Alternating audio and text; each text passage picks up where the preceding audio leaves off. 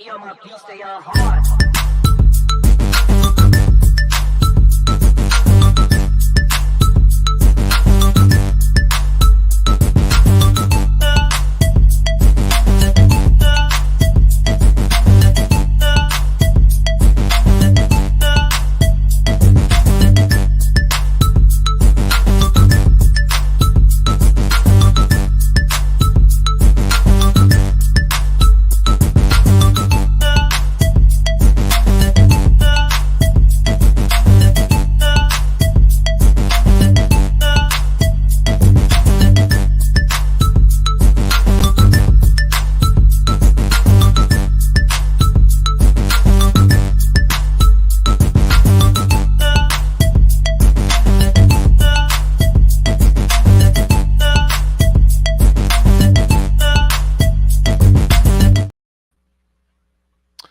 Hey, good evening. Welcome to a live edition of the BCSN SportsWrap. Bryan and A.D here.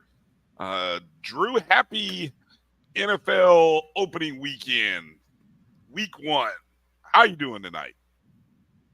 I'm doing fine, my brother. I'm doing fine. I'm one tired puppy, but I'm doing fine. You what now? What was that last phrase? You what? One tired puppy. Oh, man. Well, yeah. I worked two football games and a volleyball match in the last 2 days, and over the past about 30 hours. Nice. Oh, nice. No. Let me back that up. Let me back that up a couple of hours. Over the past 32 hours, add in a collegiate soccer match. That's all in the last 2 days? Yes. Saturday and Sunday. Yes. And now you add a podcast on top of it. Well, hey man, you're grinding. You're grinding. I salute your grind. You know, at least you were mobile this weekend, and your car was getting you from A to B. So be thankful. Yes. Be thankful. Yes. Some of us are not so lucky. I hope you get your situations resolved. through prayer and through prayer, the lottery, savings, one of the three will come through for me. So I know it will. I noticed you didn't say credit. Great point. Yes. Yes. That will not be one of them. Well, we've got another HBCU weekend in the book. 2 weeks officially, 2 full weeks. Weekends are now in the books. And so we'll go through the weekend of action and always kind of looking ahead to week number 3 on this show. Coming up at the top of hour number 2, our coach, Coach Farasi Norman, will be joining us. He had eyes on he had eyes in the Bluff, Jackson State versus Southern, and so that'll be a fun conversation to talk to him about. Of course, while Drew was traveling in the South, I headed south to Tampa and got a chance to witness what probably should have been an upset, what could have been an upset, but I think, and we'll talk about this kind of probably with our lead recap game. When an FCS program, Drew, is playing an FBS team, and it's probably the same when a D2 is playing an FBS or FCS, excuse me. FCS. FCS. The first thing you got to go to is, can you play a clean game? You really have to play the cleanest game of the year, commit no turnovers, and possibly force or create 1 or 2 in the right situations. And that sort of becomes the equalizer. Very, very few times are you going to be able to sort of overpower your opponent from the next level up. So that's kind of what we had in a couple situations. Over the weekend yesterday, where we had some upsets. We had an upset and a near upset, which should have been an upset. So, any thoughts? And we were kind of talking about this offline, and you kind of had a thought about the new changes in the time clock and how that might affect those matchups. Care to expound upon that for the people? Well, I've noticed a trend, Brian, in the D2 versus FCS games that we've had the upsets in the 4 D2 games. There is data available on 3 of those games. There is no data available as far as a box score on the Central State, Mississippi Valley State game. Y'all read between those lines based upon that SWAC press conference on Monday on some of those logistics. But there's still no box score for that. Is that what you're saying? No. They still haven't produced a box score. No. Wow. And was that game even on streamed or on video anywhere? Ooh, don't get me. I'm looking. You keep talking. I'm looking. And the only reason I say that is because if the game was streamed or recorded somewhere where you got the coach's video, obviously, well, I say obviously, you should have the coach's video. The stats could be done for that particular game. Because as somebody who's done stats, I've had to do stats based on game footage before. It's not fun, but you have to do it. But anyway, getting back to my theory, Brian, and I was right as far as what I told you. The D2 teams won the time of possession battle in all 3 contests. Okay. In 2 of the 3 contests, the D2 teams won the rushing battle. But in all 3 contests, the D2 teams had more attempts rushing. So the correlation that I've been able to pull thus far is rushing attempts equals time of possession. And when you are with a team that is, in theory, the underdog, your job is to shorten the game. Mm-hmm. And by shortening the game, you give yourself an opportunity to steal a victory. And that's what it looks like these teams have done. Now, you talked about a team that should have possibly had an upset. And you were at the game when FAMU and USF went at it. If FAMU has the philosophy that they had against a Jackson State and run the ball 2-1 with an almost 3-1 ratio, maybe FAMU could have pulled off the upset in that game. But the fact that they threw the ball 3-1, the data is showing that is not the way to upset a team from a higher class. At Mary 305, I was at the game that you're talking about. The Miles upset of Alabama State. I love me some Alabama State. I love me some Miles. You want to start with this game since Mary brought it up? Sure. Yeah. I mean, look, I got the summary. I know we were talking. I know we were supposed to start another game, but no, that was the game I was actually we were going to start with. I was just going to let you kind of finish your point about the the upsets from the, and just so everyone's clear, the 4 games that you're in particularly talking about: Virginia State beating Norfolk State in week 1, Bowie State beating Delaware State also in week 1, Central State over Valley. Now that game was on HBCU Go. Somebody had posted that it was on the Griot TV. Valley site says it's HBCU Go. So I don't know. Same thing. Is it the same thing? It's the same thing. Okay. Yes. So, but HBCU yeah, Go is the app. The Grio is the cable portion of it. okay.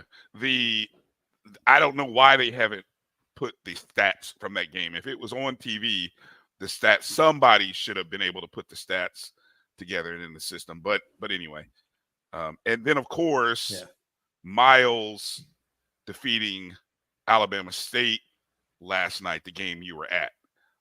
Okay, so here's some of the. Let me.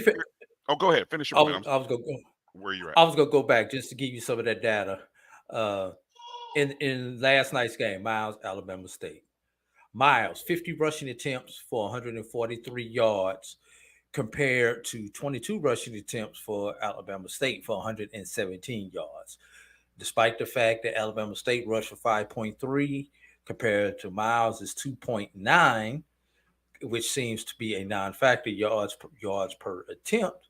What is the factor? Miles held the ball 34 minutes and 11 seconds compared to 25 minutes and 42 seconds in that particular ball game. Let's go back to the Virginia State upset of hold on, go back. Norfolk State. You mentioned you left off one thing in that Miles Alabama State, the turnovers. Alabama State throwing 3 interceptions, committing 3 turnovers. Miles with just 1 interception. Yeah, and just to put this into perspective for those who are scoreboard watching, Alabama State has scored 3 offensive touchdowns in 2 weeks. That's the score in this particular game was 20-17. Did I have that right? 21-17. Yes. 21-17. Miles won 21-17. Alabama State only had 1 offensive touchdown. Their opening touchdown came on a pick 6. Yeah, the only interception that Miles made. Yes, and you know, and a beautiful run on that. And I'll get into those other 2 games just throw those numbers out. No, we'll say those numbers when Coach Farasi comes on. Yeah, I don't want to nerd everybody out so early in the show. Just to talk, so while we're talking about that Miles upset, for anybody that didn't see the game or get a chance to hear about that game, you know, Alabama State, of course, had 5 takeaways the week before against Southern. This week they got off to that start, as you mentioned. They had a 70-yard interception return by a freshman, Ethan Tukes. They ended up getting a 62-yard touchdown reception from their star receiver, Kissian Johnson. They jumped out to a 14-0 lead on Miles. And, you know, I'm sure by that point, everyone's thinking, okay, here we go. You know, Alabama State's going to rock and roll. But Miles responded, scored 14 unanswered points in the second half. You know, obviously, Alabama State was only able to muster up a field goal in 3. Catch this. 3 points in 3 red zone trips in the second half. You know, so Miles' defense came to play. Miles capped off the game with a 3-yard go-ahead score by Jonero Scott with 5 minutes and 38 seconds left to grab the lead.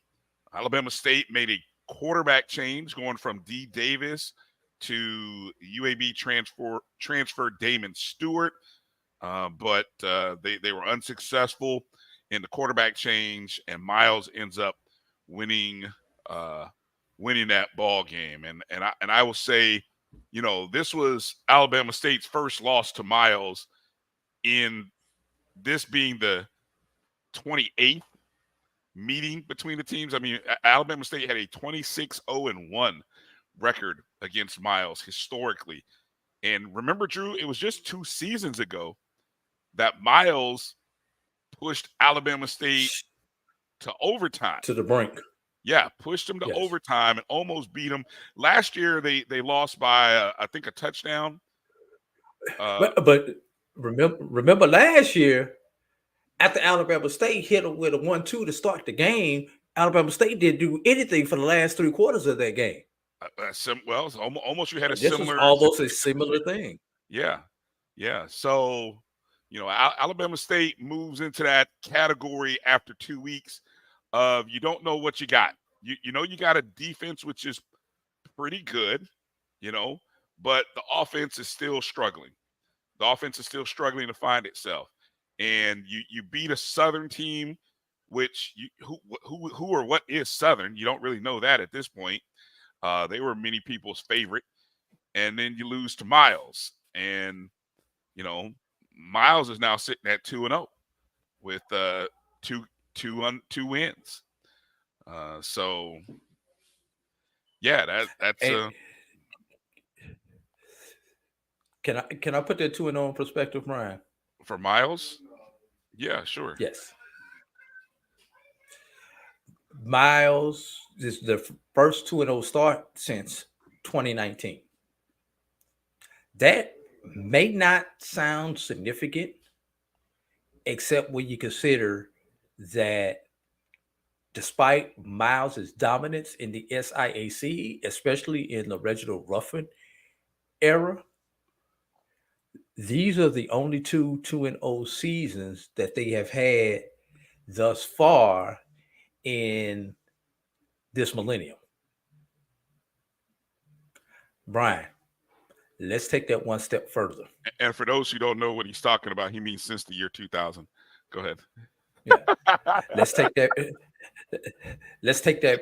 one step further. Uh-huh. Miles used to be a Division III program. Yeah. So the records only go back to 1970. I was unable to find another season in which Miles began a season 2-0 besides 2019.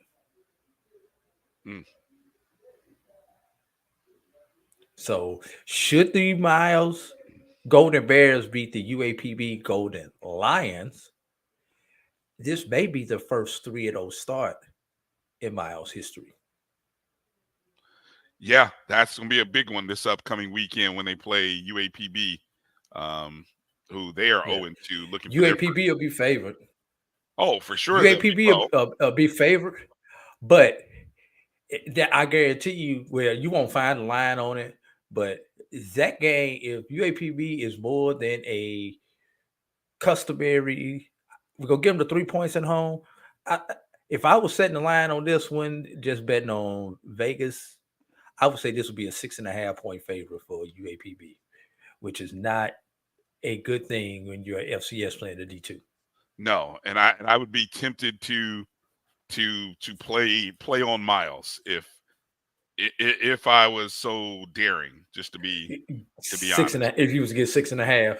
Yeah, if I were to get 6.5, yeah, I would definitely play Miles. What about this question here before we move forward? Tony Webb, appreciate you jumping in. Tony Webb's like, there should be a clear separation between the levels. And I think at some level there is, but we have said the upper level of Division II is probably as good as the mid to lower level of FCS, at least at the HBCU level. Yeah. I don't know, whether it be quarterback play, whether it be coaching, depth, but there are D2 programs that are getting Division I transfers.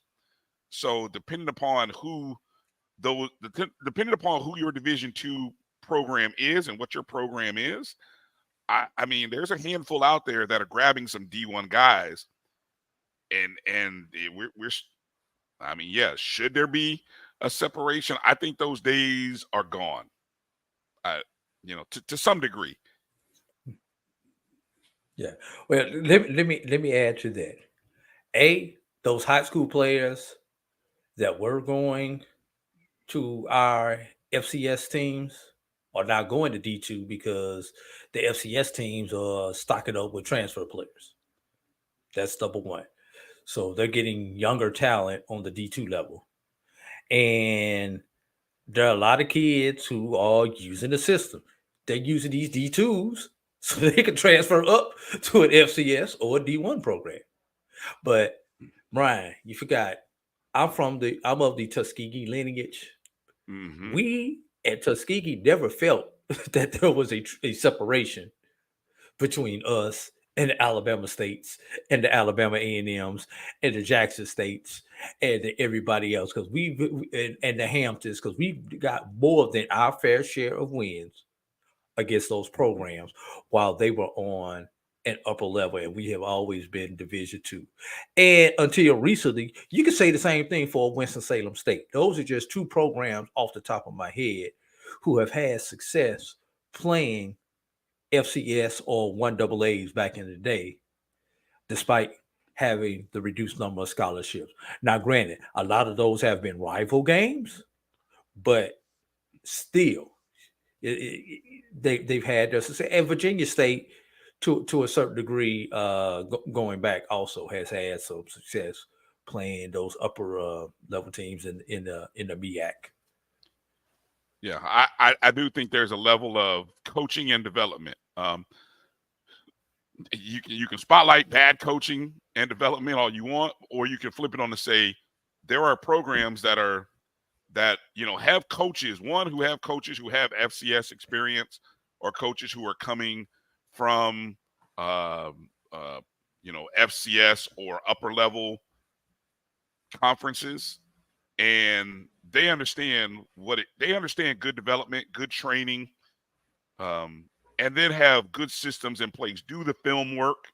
I mean, yes, talent alone will get you so far, but at some point, the good coaching and the good development, the work that goes on in the spring and the summer, it'll get you a win in these, Division II versus FCS type matchups.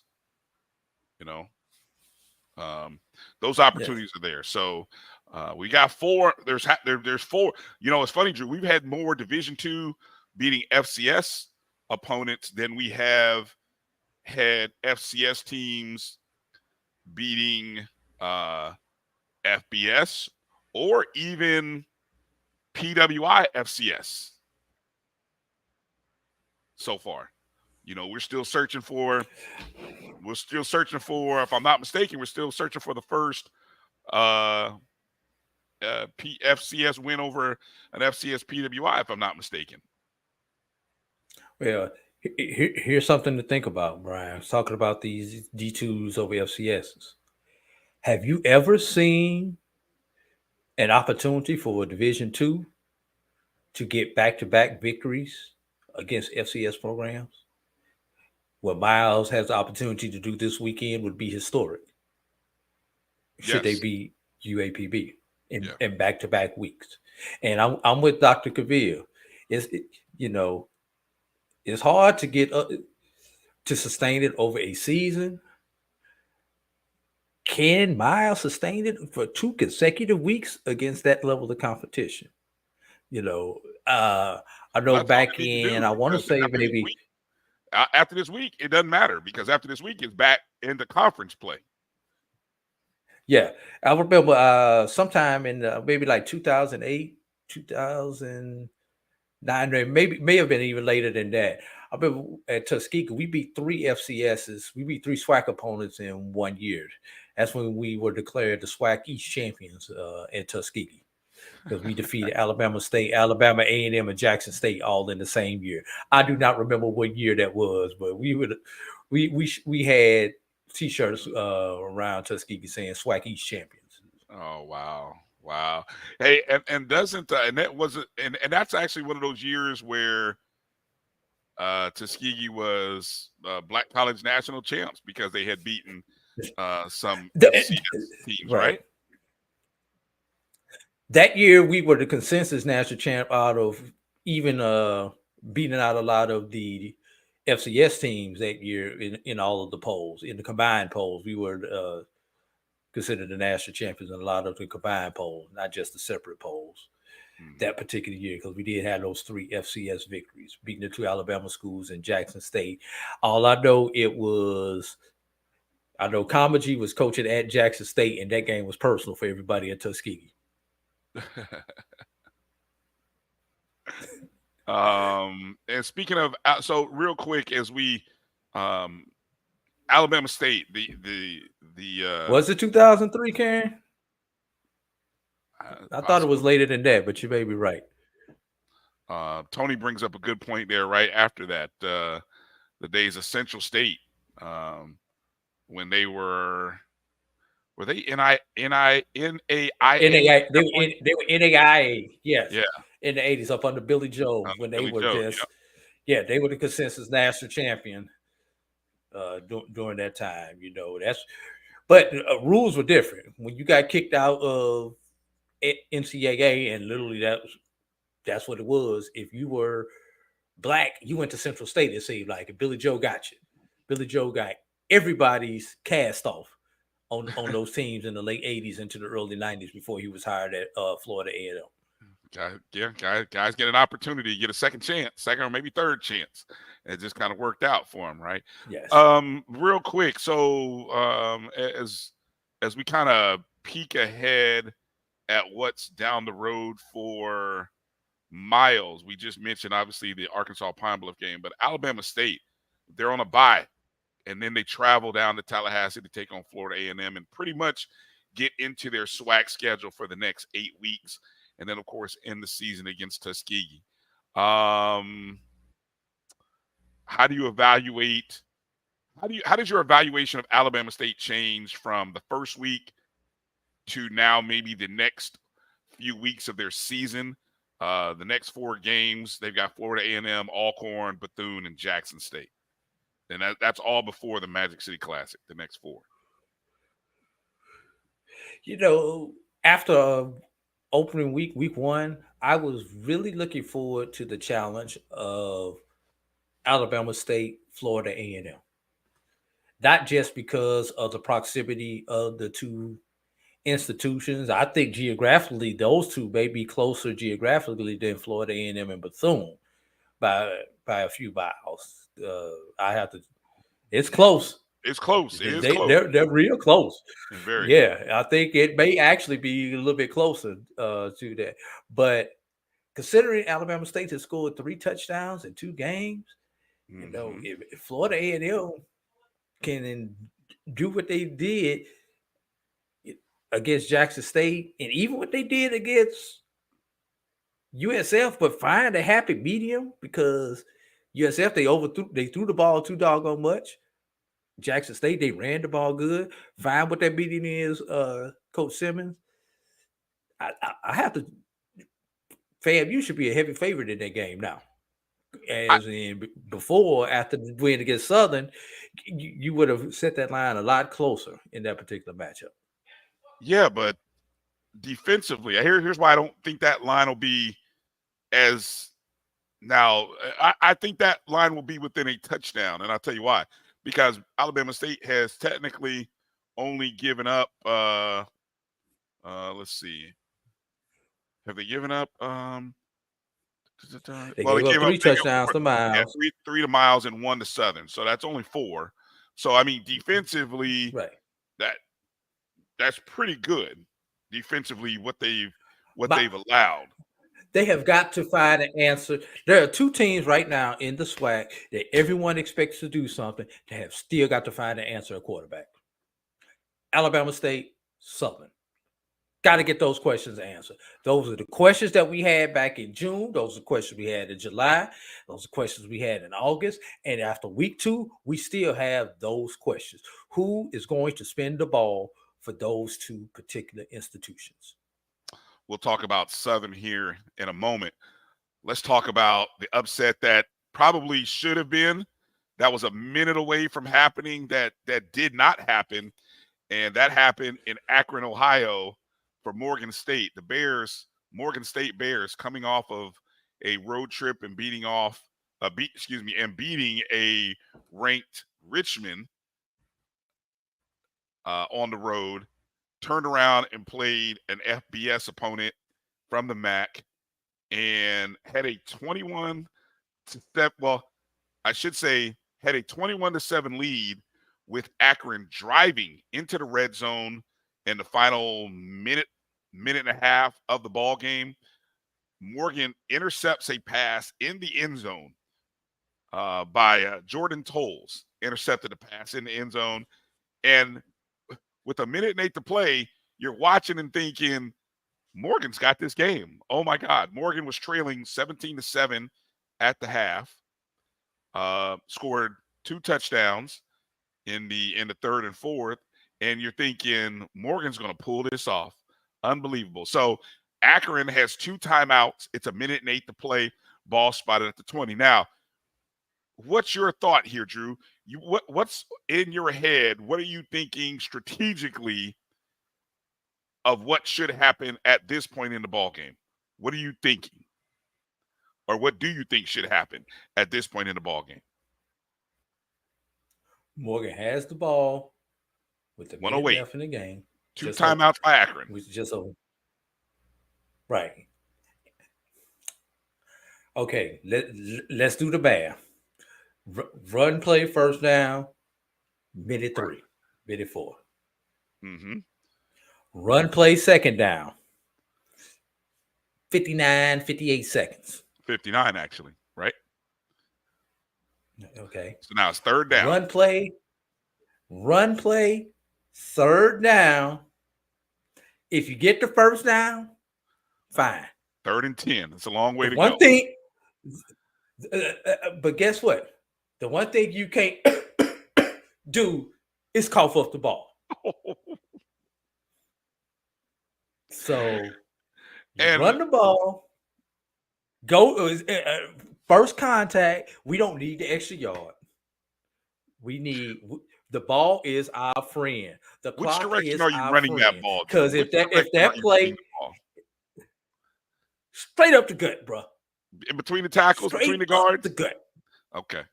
Between the tackles. I am not wanting it outside because a running back's natural tendency may be to bounce it outside, and he gonna bounce it out of bounds. Not an RPO. You're not running an RPO. Who? Yeah. Okay. Just checking. Who? Yeah. Look, Bryan. One of my biggest pet peeves about football right now is that these quarterbacks don't know how to put their hands under somebody's ass and take the ball. I am up under center, making sure that I get a clean snap. Then I am putting that thing so far in the gut of my running back, fullback, whatever back that I'm going to use, A back, B back, whatever you want to call it, that he's gonna poop when I hit him with the doggone ball. I'll put it in there so doggone hard, Bryan. Well, Drew, run, get what you can, contact, fall down. Let's do the math. Okay. The play takes 3 to 4 seconds. 4 seconds. So that leaves you at about 53. Mm-hmm. 53, 54 seconds. 40-second clock, right? You get 40-second clock. Uh-huh. So they are out of timeout. So the clock is going to run down to 14 seconds. Okay. How much time? And what's the score? What's the score again, Bryan? You're up 21-17. You're up 21-17. You're at 21-17. Fourth down, 14 to 15 seconds. Snap the ball to my punter. Run around back there all damn day. Run to the back of the end zone. Ooh, stand there until somebody tackles you. Step out the back of the end zone. I have ran off at least 5, 6, 7 seconds. Smart play. Okay. Now we're up under 10 seconds. Uh-huh. We're up under 10 seconds. Free kick the ball. When you do a free kick, unless they fair catch the ball on the other end, the clock is going to start. You're going to lose about one. They have one play with 5 seconds left, Bryan. Okay. And then you line up with 4 safeties standing on the doggone goal line on defense. A 3-man rush and nobody else within 50 yards. Upset Morgan in hand. Sounds like the perfect plan. Sounds like exactly how it probably should have gone. I'm sure that's probably how Coach Damon Wilson saw it. Unfortunately, the third down call was a read option with the running back running left, not up the gut, and an Akron linebacker tackled him, poked the ball loose. A teammate, a defensive lineman from Akron, scooped and scored it from about the 17-yard line. 13-yard line into the end zone. Akron takes the lead with 52 seconds left. In a 7-second Two play. hands, young fella. Two hands. It looked like he even had the ball on his left side, but it somehow after taking the ball from the quarterback, the linebacker from Akron poked it out, and next minute you know it's a scoop and score, and I'm dumbfounded. I'm sitting there watching it, and you're just like, oh my God, I can't believe what's the saying? I can't believe what I'm seeing. Yeah, Morgan State ended up losing. I can't believe what I just saw. Morgan State loses 24-21 to Akron. Imagine, I know there had to be heartbreak. There had to be heartbreak there for Coach Damon Wilson, and that's a game that you'll be interested to see how Morgan responds. The one thing that Morgan's offense has got to do, they got to figure out their quarterback situation. Morgan played 3 quarterbacks in that ball game, so I think they're still trying to figure out their offense. But that defense is legit, and that's just a tough break, man. It should have played out probably about as close to the way you just described it, Drew. It just didn't. And so Morgan misses a chance. Morgan State misses out on a chance to be 2-0 with a big win over an FCS ranked team and a MAC school. So, yeah, tough break. I agree with you, Webb. I definitely agree with you. Nobody knows how to go 3 tight or 3 in the backfield or anything. Like I said, they don't even know how to get up under center anymore and run a quarterback sneak. You don't even have to prepare for the quarterback sneak anymore. Quarterback sneak from 3 yards away is not a sneak. But man, let's get into this first break and let's come back and talk about some of these O's that's out there, Bryan. Yeah, definitely. A couple other big games to spotlight, including the battle down in the Bluff between Jackson State and Southern.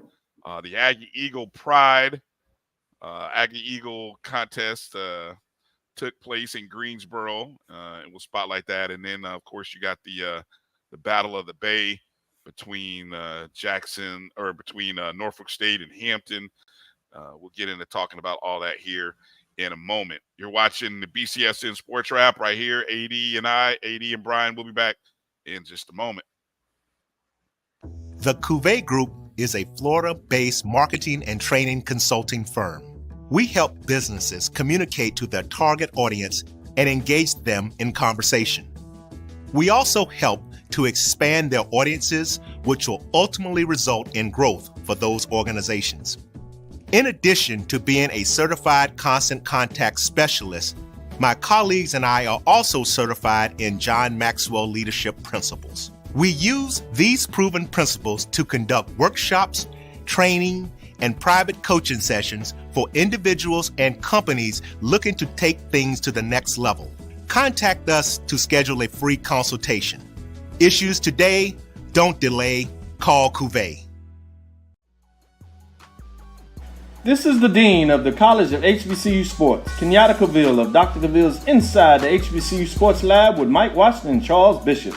Come mix it up in the lab where the course lecture is in session every Tuesday from 6 o'clock p.m. Central Standard Time on Facebook Live, YouTube Spreaker, or the BCSN app, as we discuss all things about the HBCU sports culture, including exploring the week that was in the sporting HBCU diaspora, as well as the upcoming week of HBCU sports.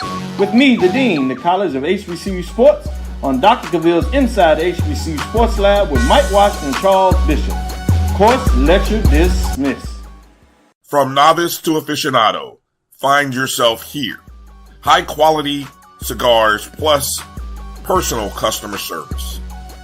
Slow Burn is Waco's only mobile cigar lounge, featuring a meticulous, curated collection of premium cigars.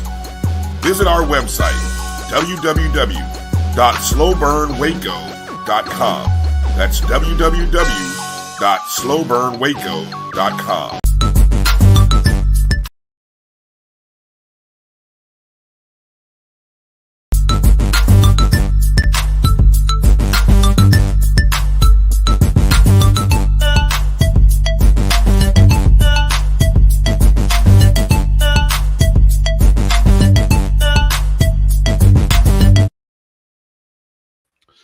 All right, welcome back to the BCSN SportsWrap. Bryan and A.D. here. Want to thank everybody. Make sure you hit the thumbs up button if you would. Appreciate everyone for coming in on Facebook and YouTube, wherever you are. Please make sure you're following the Black College Sports Network at MyBCSN1, the number one.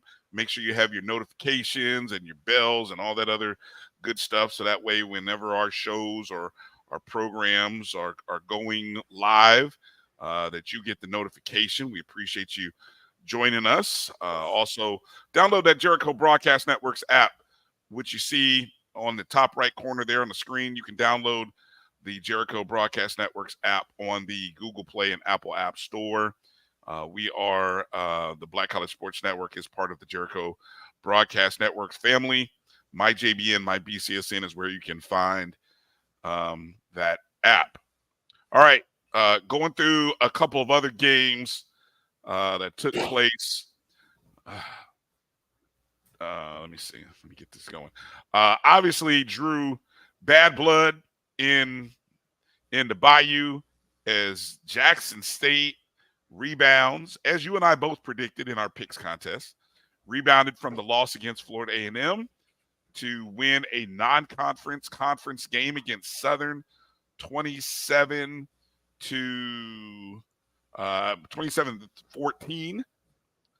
Jackson State improves to 2-1. Southern drops 2 games in a row, both to SWAC opponents, but they don't count against the SWAC schedule. So, look, all the hopes and dreams for Southern are still alive. You just got a nasty taste in your mouth, though, having dropped this game to your rival in the Boombox Classic. What are your thoughts there? I feel like we know who Jackson State is, but Southern, you just called it. You just talked about it. Who is their quarterback situation? We still don't know. Is the seat getting hot for Eric Dooley? Is it too soon? I was looking for my fire extinguisher right now, Brian. My bad. I don't know if the seat is getting hot, but people are getting ants in their pants. How about that? Mm-hmm. Get a little antsy on the bluff, because there are a numerous amount of people who were not on board with the Eric Dooley hire to start with. So that group of Southernites are in the "I told you so" choir right now, singing loudly. Singing loud, boy. Yeah. Singing loud. Crowing right now. Yeah. Sellout crowd at Ace Mumford Stadium. We know the tailgate in Baton Rouge is second to none. Probably one of the top 3 tailgating experiences in HBCU football. And the brand new light show was spectacular, Brian. Really? I missed that. Okay. But the product on the field, if you're a Southernite, leaves something to be desired, Brian. What? And, Charles Bishop on this morning's Dr. Cavill's Inside the HBCU Sports Lab, the Sunday morning football edition that we run during this time of the year, made a very good point, Brian. Which team would you rather be right now? Jackson State, who's 2-1, but looking up at Florida A&M in the SWAC standings, Mm-hmm. or Southern, who's 0-2, but has not played a countable SWAC contest yet. Well, let's be real. I'd much rather be seated in Southern seat with a clean opportunity to win my division versus being in Jackson State seat looking up at Florida A&M. And trust me, you and I both know the feeling, Brian, of looking up at your competition for the last 2 years as we have if you are a fan of the Rattlers. So I'd much rather be, with all the flaws with Southern, there's more optimism for this season to be salvaged in Baton Rouge right now than it is with Jackson State. Because Jackson State, let's be real, Brian, Jackson State, in about 3-4 weeks, if FAMU doesn't drop a game come mid-October, they're going to be on the FCS playoff push. Yeah. Well, let me add this about Southern, and I'll answer that question with this: the fact that Southern is in the West, and only one team has won a game in the West, and that's Prairie View beating Texas Southern in a Western Division matchup, right? So let's say that again. Of the 12 games that they played this year in the 12 contests in the West, you only have one team has won, and that was against another team in the West. Another team from the West, exactly. And so I'd rather be winless in, division play, where I'm looking at everybody else saying, oh, they haven't done anything either. Prairie View, Alcorn hasn't done anything, and they were predicted by many people to be a favorite. Texas Southern, definitely, after laying a 71-3 egg, they haven't done anything. So let me be that guy. Let me be that guy. Now, a couple of key stats that I think Southern has to really question and wonder. Look at the number of rushing. With the rushing stats from last night, Jackson State ran for 270 yards on 38 attempts. That's 7.1 average per rush for those people who need to do the quick math. Southern ran 13 net yards, 26 attempts. That's less than half a yard per carry. This is exactly 1 week. Half. This is 1 week after 1 week after FAMU ran the ball 40 times on Jackson State for 200 and something yards, and Southern 13 net yards. Damn.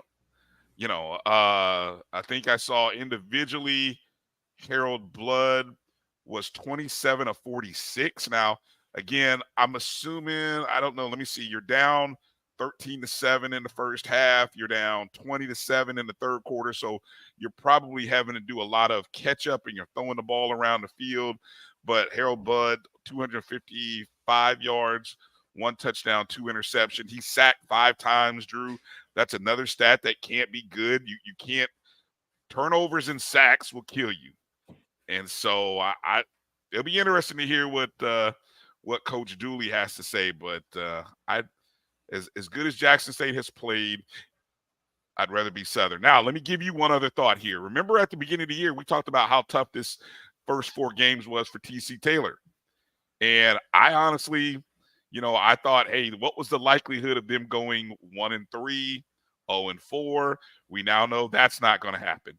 And I said, what did we say? If they go 2-2 or even 3-1 in this stretch, look, that's a great start for the TC Taylor era. And you're thinking, wow, okay, Jackson State, this thing might be real going forward in the rest of the season. And they play a Texas State team, Drew. I was just looking in Phil Steele's preseason college football book out of the Sun Belt. Texas State is ranked last in that division, there's 2 divisions in the Sun Belt, they're ranked last. So is an FBS upset on the table for Jackson State? I gotta believe so. If they rush the ball and control the clock, yes. Well, it's gonna If they come do out of what those. FAMU, Don't turn the if ball they over. did what FAMU did against the FBS, no. No. Okay, another big game that took place. Obviously, the number 1 team in Black college football, also ranked, I believe, 18th. Somewhere in one of the stats, either the coaches poll. I think they're ranked 18th. North Carolina Central controlled their contest against North Carolina A&T. This was in Greensboro.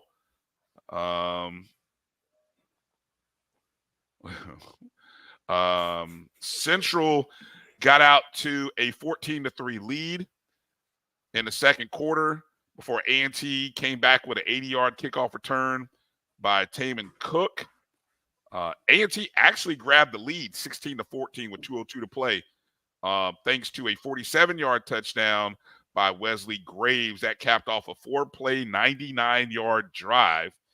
And A&T had a 2-point lead, but Central, with probably about a minute or so, marched right down the field, 7 plays, 52 yards, got a 35-yard field goal to retake the lead before the half, 17-16.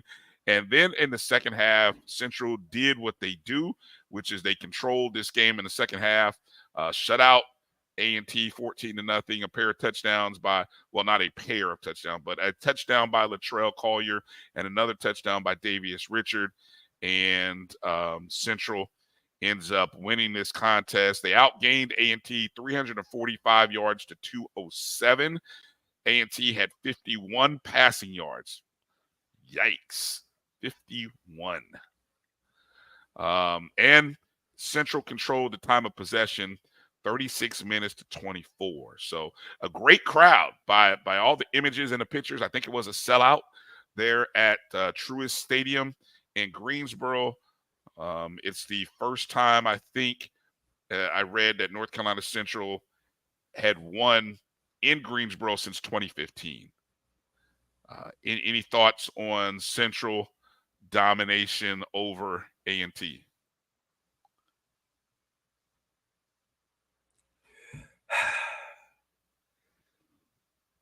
Big sigh, huh? Expected. It's to be expected. And I'm sorry, y'all. You have got to go to this morning's show, Brian. I can't even put the emotion into that game like Josh did this morning. Well, And it's a rival game, so I get it. It's a rival game, but besides bringing the rival portion into it, Joshua says brought the facts along with the rival and how people in that region starting to feel about A&T. No disrespect to all my A&T people that are in here, but beating those teams that left us to go to the perceived better conference, the perceived tougher conference. I like the way you're saying perceived. Have you checked the record of the MEAC against the Big South and the CAA over the last 3 years? Have you checked the record of the SWAC and Jackson State defeating Campbell last year? Which conference is better? Which conference is better? Okay. Data points, huh? Data points. Yeah. So, it's one of those things. A&T and Hampton, y'all included in this conversation too. And I'll say it, Brian, when HBCU from the HBCU conference beats one of those two schools right now, no offense, Jamie Walker. So It's a little bit more. It's a little bit more special. So wait a minute, has A&T moved into that category where now we consider them that, that category where, we normally call that the HBCU versus the FCS PWI. Now we're just going to say the HBCU versus the non-HBCU conference. Is that what we're going to do now? When they play a CAA school, yes. Okay, so it's no longer just so I can keep up, because all these different delineations are mind numbing. So from now on, from henceforth, it's no longer HBCU versus FCS PWIs. It's now HBCU conference versus non-HBCU conference. All right. Let's give Tennessee State an asterisk though. Well, why? They're in a non-HBCU conference. Here's the difference between Tennessee State versus Hampton and A&T. Tennessee State was never a part of an HBCU conference. They've always been an independent. It's different when you used to hang out with us, Bryan. So it's the you got too good now. You can't hang out on the corner with us no more.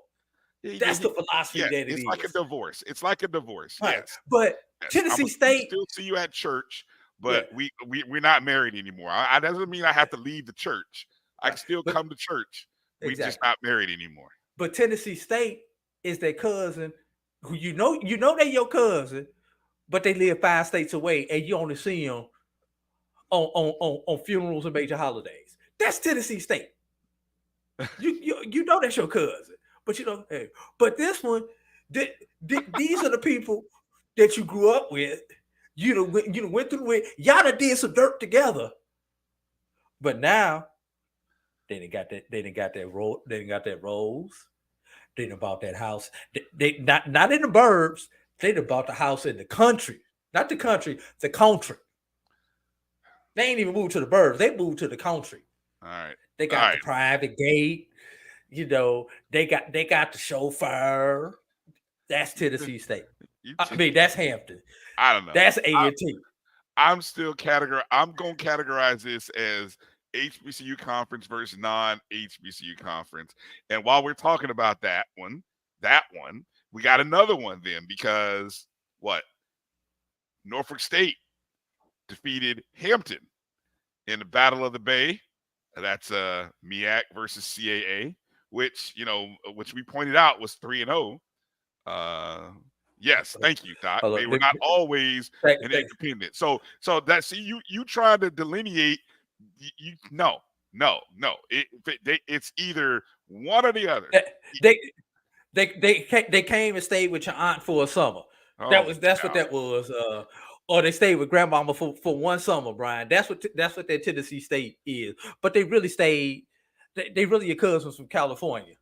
You're too much. Norfolk State, they just lost to Division II school at home last week. Now they got another region in-state rival, Hampton, who just came off a win against Grambling. Norfolk State ends up getting the win 31-24 in the contest. Norfolk State was outgained 435-340 in this contest. But the one thing Norfolk State had going for it, they had the time of possession in their favor, 34, nearly 35 minutes compared to 25-13 for Hampton. And Norfolk State in the second half got got 2 touchdowns in the second half, 3 total from their quarterback, Otto Coons.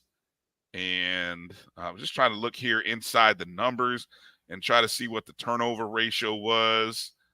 But while I'm looking that up, Drew, was that a keep yourself off the hot seat win, as EA says for we won't say it, but it's for Big Worm, Jesus. For Coach. I can't even think of his name now because now I got visions of Big Worm in my head. I can't even think of the man's name. Jesus. You mean Dawson Odom? Yes, thank you. EA, get out of here with that.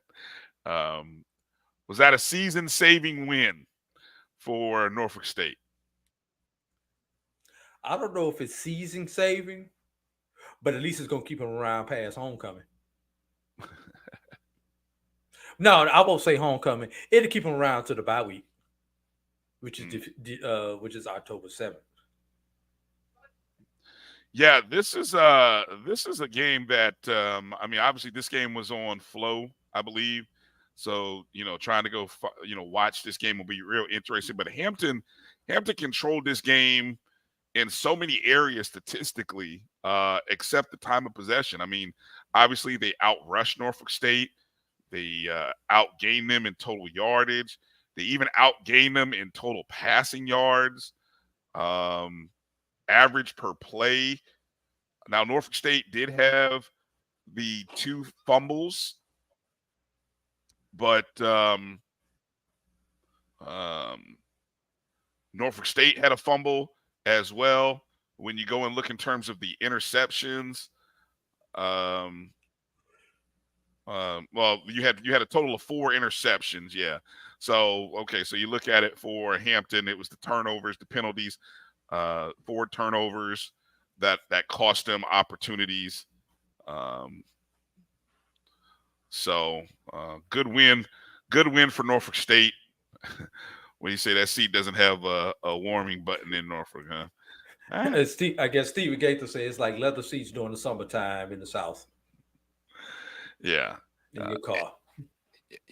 Now, what's interesting for both of these teams as I think about their schedules and look at their schedules, obviously Hampton gets ready for their matchup against Howard and, the battle, the real HU or what is it? Say that again, Brian. I said Hampton gets ready Howard. Okay, Howard. I just want to make sure everybody understood that the silent H. Yes, like because an hour. Why? Because how Hampton owns the H. I mean, it is their H until Howard figures out a way to get it back. And I'm sorry, Hampton has taken their H and they put it in their back pocket and they smacked Howard around with it for the last couple seasons. And so it'll be interesting to see this upcoming week after the beating that Howard put on Morehouse. Is that what they needed to kind of get ready? That was like kind of like a tune-up game for this matchup. I was looking here trying to look up and see who Norfolk State has this upcoming week. Temple. FCS opponent, FBS opponent. We don't. Yeah, I think Temple is it Temple FCS? No, they're FBS. They're in the either Conference USA or the American. One of those two. Gotcha. Yeah. So. Yeah. One other game that I wanted to make mention of, just because we were watching for it, was the Southern Heritage Classic, the new look Southern Heritage Classic, featuring Tennessee State and now Arkansas Pine Bluff, UAPB, in their debut game after 30-something years of having Jackson State in that contest. UAPB fills in the role. Not a bad crowd, 32,518 on hand for that contest. Not quite the 50 that they usually have been getting, but still, I think 32,500 is the largest crowd thus far. I mean, I'm not counting Grambling going to LSU. I'm not going to count that game. I'm sorry, because LSU will draw 80. That wasn't our game. It wasn't one of our games. So. Right. So now, your perception of UAPB is what? Because here's a game that Tennessee State led the entire way. Although UAPB in the final minute had an opportunity to tie the game with a field goal, the field goal gets blocked. Tennessee State returns it for a touchdown. They end up winning the game 24-14. but your impression of UAPB is what? Because I find everyone's perception of UAPB after 2 losses fascinating. What's so fascinating about it? I mean, it's just, I keep, people are really impressed with the quarters that they've been able to put together, the close calls. There's a belief that is that 4 of them, Brian? It takes 4 quarters to win a game. Look, hey Drew, I'm just trying to drink the same Kool-Aid that everybody else is drinking. That's all. I just want to. I can sometimes be a follower. So I just want to see what everybody else is drinking, and a lot of people like UAPB, like what they see. They think they're going to eventually catch somebody sleeping. I've heard it from more than one person that I respect. So I just want your thoughts on, Tennessee State gets the win. They move to 1-1. UAPB moves to 0-2. Are you impressed with the UAPB at 0-2? I don't know. Maybe that's the question I'm asking. See, here we go. See, here we go. Here we go. This is what I'm talking about right here. UAPB is greatly improved. They're 0-2. They're greatly improved. I'm just saying, y'all are glossing them. They're 0-2. They were what last year when they fired their coach now? Fired not their coach now, but fired the coach who's at FAMU. I can't even think his name. But anyway, Drew, go ahead. Answer my question so we can move forward here. That's my answer right there. Stephen Gaither answered the question for me. The bar is low. All right. The bar is low. Let me put it to you like this. The Golden Lions versus Golden Bears. You got Lions. They just lost to the Tigers. Bears. Oh my. What's up with this? Watch this purple and gold go do their thing next week in Pine Bluff. Hey, I've got miles. I put the game on the picks contest. That's my expectation. I put it on the picks contest. All right, let's get ready to take a break. Coming up on the other side, Coach Farasi Norman. We're going to talk about Jackson State. We're going to talk about Southern. We're going to talk about the games that we've seen thus far, and we're going to chat with him for a little bit. So he'll be up on the other side of this break. So you guys hang in there with us. We got some more to talk about as well. We're going to talk about expectations and thoughts. There's a few teams that are 2-0, a host of teams that are 0-2, and we're going to ask some interesting questions. So you guys make sure to hang in there with us. Coming up after this break, you're watching the BCSN SportsWrap right here on the Black College Sports Network. I'm on live right now. Supermarket sushi, really? No. Wait, Troy, you work here? I'm never not working. Like Head & Shoulders Scalp Shield technology, up to 100% dandruff protection, even between washes. Never not working, huh? Oh, Troy, you're such a good teacher. Yeah, I know. Never not working. Never not working. Never, ever not working. Are you serious? Never not working. Dandruff protection that's never not working. Head & Shoulders Scalp Shield technology. It's never too early to plant the seed, to share the tradition, and instill a sense of pride in your HBCU with your little ones. HBCU Pride and Joy Children's Boutique helps you share your school spirit with a wide selection of adorable kids apparel and accessories officially licensed from your favorite HBCU. Visit hbcupridejoy.com and follow us on all social media at HBCU Pride Joy on Facebook and Twitter. This is Brian Fulford. A.D. Drew and I are co-hosts of the BCSN SportsWrap. We talk about all things related to HBCU athletics. From the games, teams, coaches, and fan interest stories, we cover it all. You can find our shows on Facebook at BCSN SportsWrap, YouTube at MyJBN Online, and everywhere you listen to podcasts like Anchor, Spotify, Google, and Apple Podcasts. You can also find the show on the Jericho Broadcast Network's app. Make sure to download. We look forward to you joining the conversation and being a part of the show. You're looking for the latest information on Southern University sports, the Southwestern Athletic Conference, and HBCU athletics. There's only one place to go. Tune in to the Carlos Brown Show, exclusively on the Black College Sports Network.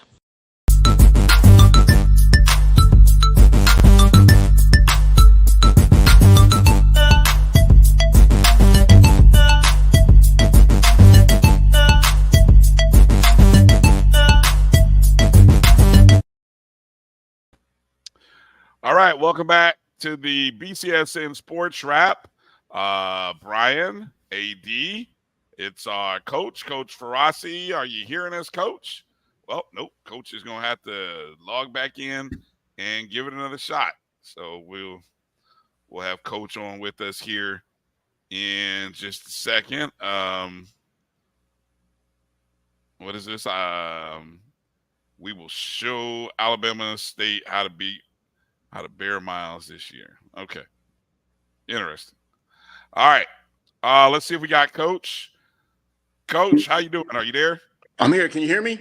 We can hear you loud and clear, Coach. How you doing this? How you doing this fine day? We do that every segment. Can you hear me? I was just like, but I'm good. I'm good. Thank you for asking. I'm good. It's raining out here, which is something that I'm used to coming back from Hawaii. But I was like, wow, okay, I wasn't expecting that today. But it is what it is. How y'all doing? Hey, we're doing well. We're doing well. Happy. I don't know if you are a NFL person, but I always like to say first week of the season, first weekend. Happy NFL weekend to you. If you are a NFL person, do you follow the NFL, or are you more of you're coaching college, but do you follow the NFL at all? Only the Seahawks. Only the Seahawks. That's the only team that I really follow closely is the Seahawks. I'm a Seahawks fan, so I follow them. You grew up a Seahawks fan? Well, actually, honestly, tell you the truth, I grew up a Redskins fan. The Seahawks was my number 2 team. I was born in Tacoma, which is 30 minutes from Seattle. But when they changed the name, I felt devastated and lost. Yeah. I still don't know why they did that, but they did. And after that, I said, okay, screw it. And I started supporting my Seahawks number 1. Gotcha. Oh, Dave Craig. Right. I remember that. Steve Largent. Steve Largent. Dave Craig to Steve Largent.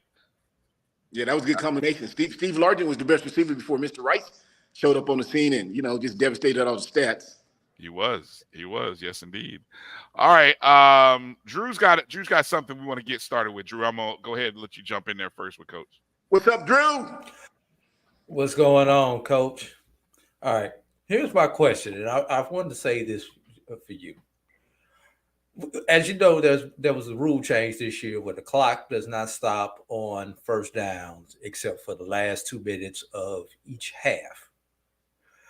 And I'm starting to notice something that, with the clock not stopping, teams that rush the ball have a little bit of a slight advantage now versus what they used to have. And my theory, and we've got a couple of data points to show that it's trending that way. Whether you win the actual battle as far as the yards on the ground, rushing attempts, and time of possession, especially for a lower level team going to play a team on a higher level, D2 to FCS, and even the FCSs to FBSs, keeping them competitive, it seems to be the formula for success and victory. How significant in the games that you've watched does that new rule with the clock make a difference? Because I've been at a game personally that was not on TV, and I'm looking up like, wow, damn, it's fourth quarter already. Oh, damn, it's already halftime. Versus some of those other games, even without the TV. It's still long when you're at a TV game while you're sitting there in person. But the games that are on TV are getting done in 2:20, 2:30, 2:40 versus those games that you just take 3:05 beforehand, Coach. Your comments. I think they did that because now everyone has gone to the air. Everyone's so pass happy. The Miles Davises, the Archie Cooley's, the June Joneses, and so a lot of scores were getting out of they started looking like basketball scores, and so the game started going a little longer. Then you had all these new commercials and TV breaks and everything like that. Well, if you go back to when in my era, I'm from the '90s when we ran the ball, we ran the option, wishbone, flexbone, wing T. the games were going kind of quickly because everybody was grinding the clock. And that's what I still try to do. Keep my offense on the field, keep their offense off the field, and grind the clock. So I think with what should we call them? We'll call them the big guys. They've gotten together and said, hey, we got to get these games a little shorter, because if you remember a couple of years ago, there was one Super Bowl that was like 4.5 hours. And people were like, wow, Jesus Christ. So I think they said, you know what, let's go back and just run the clock until the last 2 minutes, no matter what happens. And let's see if we can't start to run the ball a little bit, because I see my man got on a coach's shirt over there, which I'm still kind of hurt that they did that to Jonathan Taylor, because he's an old school throwback. I mean, he runs the ball, anything like that. But not to get away from what you're saying, Drew, I just think that they did that because the game was getting too long, because like I say, I mean, everyone's throwing the ball, and the game was 4 or 5 hours, man. There's no need for a football game to be that long. Even at the Little League level, I went to go see my nephew play a couple years back, and his coach got them in a 5-wide shotgun, throwing. And I'm just thinking, okay, coach, that's your business, your Little League. I'm not a Little League coach, but I think I was out there for like 3.5 hours. Oh my thinking, God. Yeah, you shouldn't be at a Little League game that long. You should not be a Little League game should be about an hour and a half, and come on, let's hug and kiss and slap and hey, good luck to you guys, and let's go. 3.5 hours. Where's my snack at? Anything like that. So I think that's the reason why the higher ups call them whatever. There's a word for it, I can't think of it right now, but I think they got together and said, hey, we got to shorten these games a little bit. So we're just going to run the clock to the last 2 minutes. But guys like me, who I like to run, I tell people I think I'm the last coach in the country who just truly likes to run the ball. I just say that, I know I'm not, but I think guys like me who like to run the ball, we figured that to be an advantage, because, I mean, for a while, you think about some of them scores like 77, 83, 6, 22. So they were looking like basketball scores. So if you run that clock a little bit, it shortens the game. You get keeps people in the stands, and it makes the game a little more worthwhile, because once again, I'm at my nephew's game for 3.5 hours. That's a Little League game. At the Super Bowl, I remember a couple years ago at that Super Bowl, I mean, it was like 4 some hours change. I was like, that's not, it takes the fun out of what it's supposed to be. It's supposed to be a fun game. So I think that's what they did. They just said, hey, we're just going to run the clock to the last 2 minutes, and then, keep it going from there, shorten the game. Last question on that. If you were in the coaching rooms right now, knowing these rule changes, how do you prepare for that, both offensively and defensively, especially when you're that team that's trailing with this new rule? The one thing you don't want to do is be down multiple scores. Now with these new rules, you within one score, you can still do something. But when you get down, when you need a touchdown and a field goal, or 2 touchdowns or something along those lines, it has to totally change your mindset on that. So talk to me about that. I think what you have to do now is you got to implement the 2-minute offense. You got to practice that a little more. Sometimes we as coaches, we only practice it maybe once or twice a week, unless you're just already running an air raid or a spread type offense. But if you're a run team like I am, I think you got to start your practice off with the 2-minute offense. So if you get into that situation, because you're going to get into that situation, there's no need to panic. We've practiced this before. We're in the calm, cool collective. Let's go out there and just implement 2-minute O and take it from there. When you're in the room with the coaches, just like I just said, hey, coaches, every day for the next 4 days, we're going to the first 30 minutes goes to 2-minute O, just in case we're in a situation where we're having to be down and we got to switch around real quickly, or we got a short side of the field, we got to fumble, now we got to come out there. I think we just jump in a 2-minute offense, and instead of just springing it on the guys who we never practiced, because they're like 2-minute O, we didn't practice that, and kids looking around, everybody looking around, we're calm, cool, because we started off practice all week long like that. So I just think that if more coaches start off with a 2-minute offense, you wouldn't have to worry about time of the clock, because once again, it's not going to change, at least not for a while. They want to see if it works, and I think it's working. I like it. I'm not complaining. But if you're the passing coach, you're not too happy about it, because once again, everybody likes to sit in shotgun and throw deep and 5, 6 wides, and no one wants to use a running back no more. Poor guys. So I think that if you just start off with the 2-minute offense, you'll be fine with this new situation of the clock. I'm gonna give it to Bryan after this. Let's flip it right quick. Let's flip it to the 4-minute offense now. How much of that advantage is that? Because we've seen a couple of times in these 2 weeks where teams have not had the ability to close out a game by controlling the ball at the end of the game and managing the clock effectively to keep the other team from getting the ball or putting the ball on the ground, et cetera, et cetera. So let's go into the 4-minute offense. Do teams really even practice the 4-minute offense? Because we know nobody knows how to do a quarterback sneak anymore. Nobody knows how to put their hand under a center's ass anymore.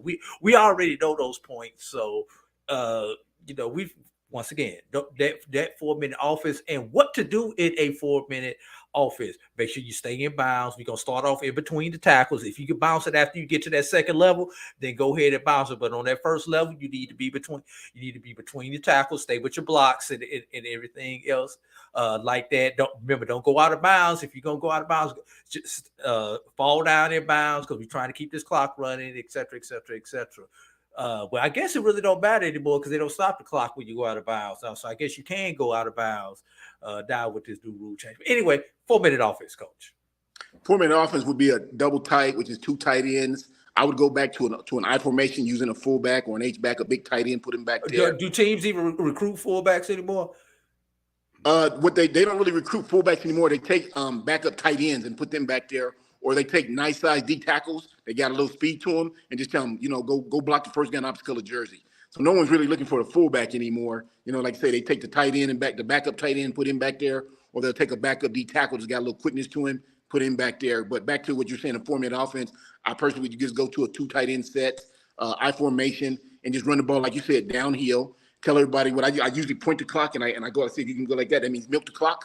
Like you're milking the cow, like milk the clock. So I point to my clock and milk. So I tell my quarterback, just slow down. But once again, we practice this. So when I say, hey, Drew, and you look at me, I'm saying, so that means, okay, no need to panic, no need to worry. We got this. We're good. Let's just kill this clock. I was watching a game, and I'm trying to recollect who it was, but they were up under the center, and they kept trying to give the ball to either the halfback or the fullback. And I'm saying, why? Like you just said, quarterback sneak. Coach, I'm screaming through the TV like he can hear me. Coach, quarterback sneak. That's all you got to do. You're going to kill the clock. Right or the left, he's going to fall. He's going to get up real slowly, point, milk, and you right in it. He's still trying to run the running back and things like that. I'm like, but I'm not him. I'm just saying what Frosty Norman would do. But I'm just thinking, wow, come on, man. But I agree with you, though. You should be back under the center. But the game has changed a little bit, but it depends on that coach. Me, I do both styles. We practice, we get snaps under the center, and we get snaps in the shotgun. Sometimes you recruit that 5'10", 180-pound quarterback. He's got a nice arm, but he can't see the line, so you put him in the shotgun. Sometimes you recruit that 6'2", 220 kid that can get under the center, that can do that 3-5 step back and get over the line. So it just has to depend on what your quarterback is. So you just work both of them. That way, once again, when you get to the game, no one's panicking. No one's dribbling on their mouth. We didn't do this. We've practiced everything. We're ready for Saturday. Mm-hmm. So that 4-minute offense, sir, 2 tight ends, fullback, in between the tackles, like you said, and run downhill. Take your time getting up. I would add the one thing I noticed, because I have been at now 3 consecutive TV games, and I don't know if I've seen the game get faster. You know what I'm saying? I don't know if put like this. We haven't had a 4-hour game, so I guess that's good. Yes, it is. But it feels like the games are right where they should be, like at 3.5 hours. Although the game yesterday I was at, the first quarter took 50 minutes. That seemed kind of long, but it moved as it went on. But the first quarter did seem forever. So I don't know. I think it's an interesting study between the games that aren't being on the ESPN networks or HBCU Go or wherever else, BCSN, versus the games that aren't, or I should say the games where they are stopping intentionally for TV, because what games I'm talking about. The games where you have the red hat with the clock, they're intentional. The officials know that, hey, I'm going to allow a certain amount of time for TV. And then there's other games that officials are like, no, we're on our standard 2 minutes in between plays here, and if you got to catch your commercials when you catch your commercials. So there's a difference. And so that said, all right, Coach. So this past weekend you were watching the Boombox Classic, Jackson State at Southern, and I tell you, man, every week you get a game where it's just somebody's offensive line is mauling another team. And this week, it was Jackson State that was mauling Southern. Total stats rushing that I just brought up. Jackson State, 38 attempts, 273 yards, 270 net, 3 rushing touchdowns.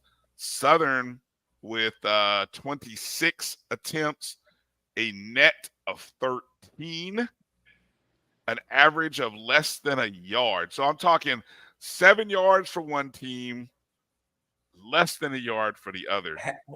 That would be one half, Brian. Say a half a yard per. A half a yard, right? A half a yard average. A half a yard average. Nobody. The one person who did finish with net yards, his average was 1.3. So that means you can't. That means you can't even do a quarterback sneak for to get the yard when you're averaging a half yard, Brian. Yeah, it's pretty bad. Again, there were 5 sacks in the game, so those sacks end up hurting you. But what's your take, Coach? You saw a Jackson State performance that looked pretty dominating. What are your thoughts? I was confused a little bit because I was thinking, let me see. I was expecting more from Southern. Let's go ahead and say that up front. I was expecting more from Southern. I saw Jackson State look like they did the first game a couple weeks back when they played South Carolina State. I saw some energy. I saw some enthusiasm on the field, on the sideline. Excuse me. I saw T.C. Taylor having fun again. So you could tell when they're having enthusiasm, they're having fun, then they're in control. That offensive line did a great job. Great job for running the ball. That running back they got that came from Wofford, Whitewood, and I think it was first, second quarter when he did the sweep around. You could see the guard, the center, the tackle. They all did the scoop block. They stopped everybody. He just walked around. I think he went like 25, 30 yards. I mean, it was a good job all the way around. The funny part about this is, though, neither line was bigger than each other. Jackson State's line is not bigger than Southern's O-line, and Southern's O-line is not bigger than Jackson State's. So it was a difference in coaching because Jackson State came out there and they just did a great job blocking. No matter, I don't know the quarterback's name, but when he wanted to run the ball on the draws, he picked up good yards. When he wanted to throw the ball, he stayed back there. There was no pressure. I think maybe once he might have had to scramble. I think he did that because he wanted to. Other than that, he had just a great day as a quarterback. Flip the side, other hand to Southern. The one kid, Blood, I think his last name is Blood. He was running all over for his life, scrambling, got sacked, like I say, several times. The left side of that line is not very good. I mean, they gave up 2 out of 5 sacks, just like, wow, you know what I'm saying? And they got some big boys over there. So that comes back to coaching, everything like that. They had that one run when it was like, I think the score was like 20-7 or something like that, and it was like straight up the gut. The center was able to jump to the linebacker. The guard was able to scoop the D tackle, and he just ran right around for like 10, 12 yards, something like, it wasn't a long run, 10, 12-yard run, but it was a nice, good-looking play. It opened up real well. I don't know why they didn't do that more. They just weren't having any success. Like I say, it's still early. I was reading some of the comments when somebody was saying maybe he needs time to get a new coach or something like that. I wouldn't say that. I think Dooley's a good coach. I don't know him personally, but I've watched him since he's been in SWAC. He's always done a good job.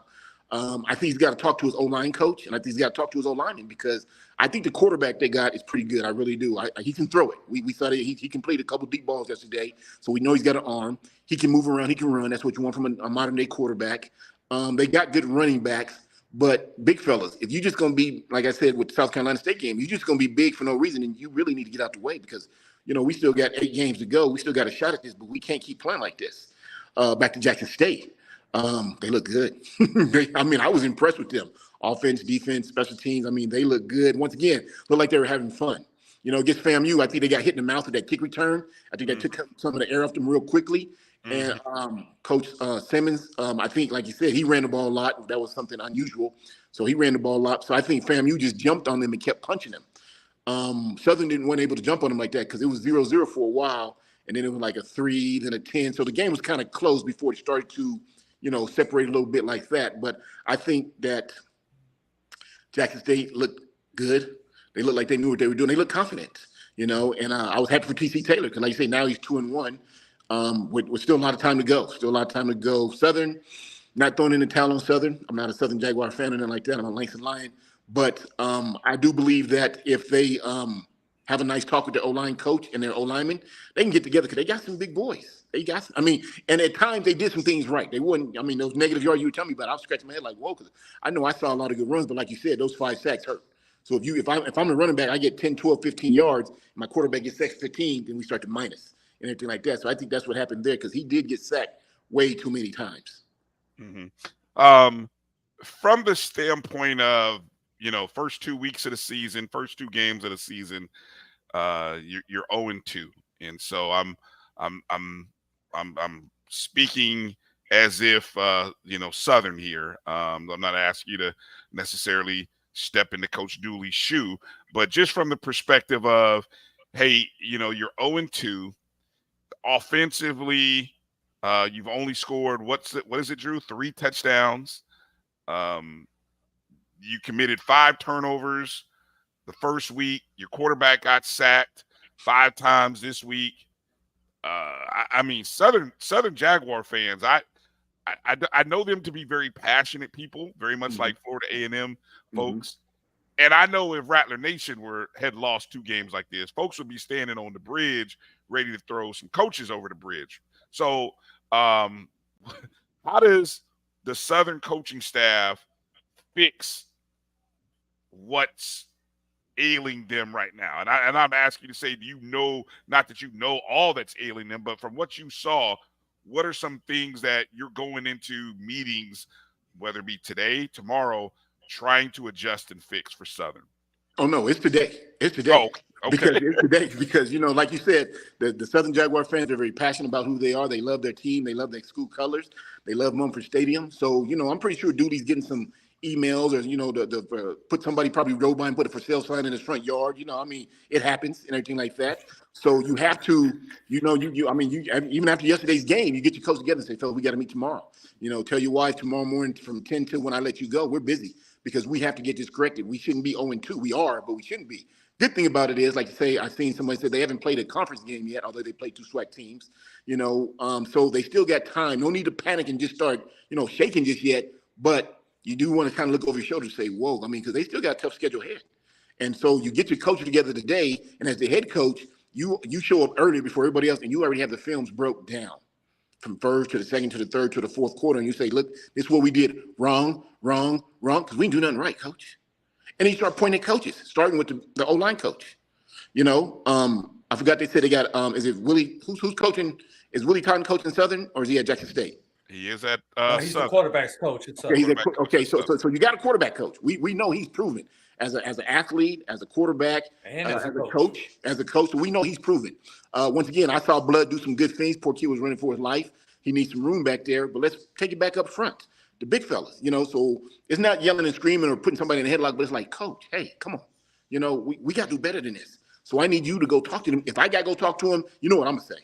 You know what I'm saying? I'm switching positions. I'm taking second streets, making them first. I'm demoting, so it's going to be hectic if I walk in that room. So you as the coach, you with them guys every day, you're their buddy. I'm the head coach. Coach, you got to go do something.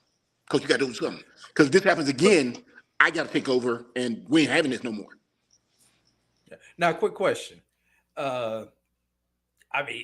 You 2 weeks into the season, you've gone to some spring practice, summer camp, fall camp. Your line is what your line is at this point.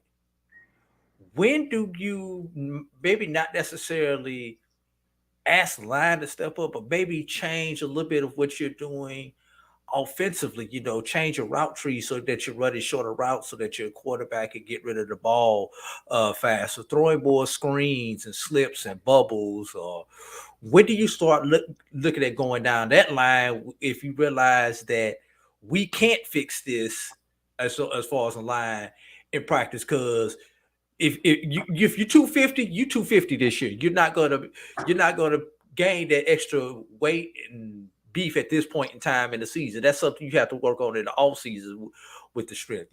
So when do you start tweaking philosophy, Coach? Well, they ain't got no 250 guys on that line, brother. Everybody on that line is 290, 315, 320. They got big boys.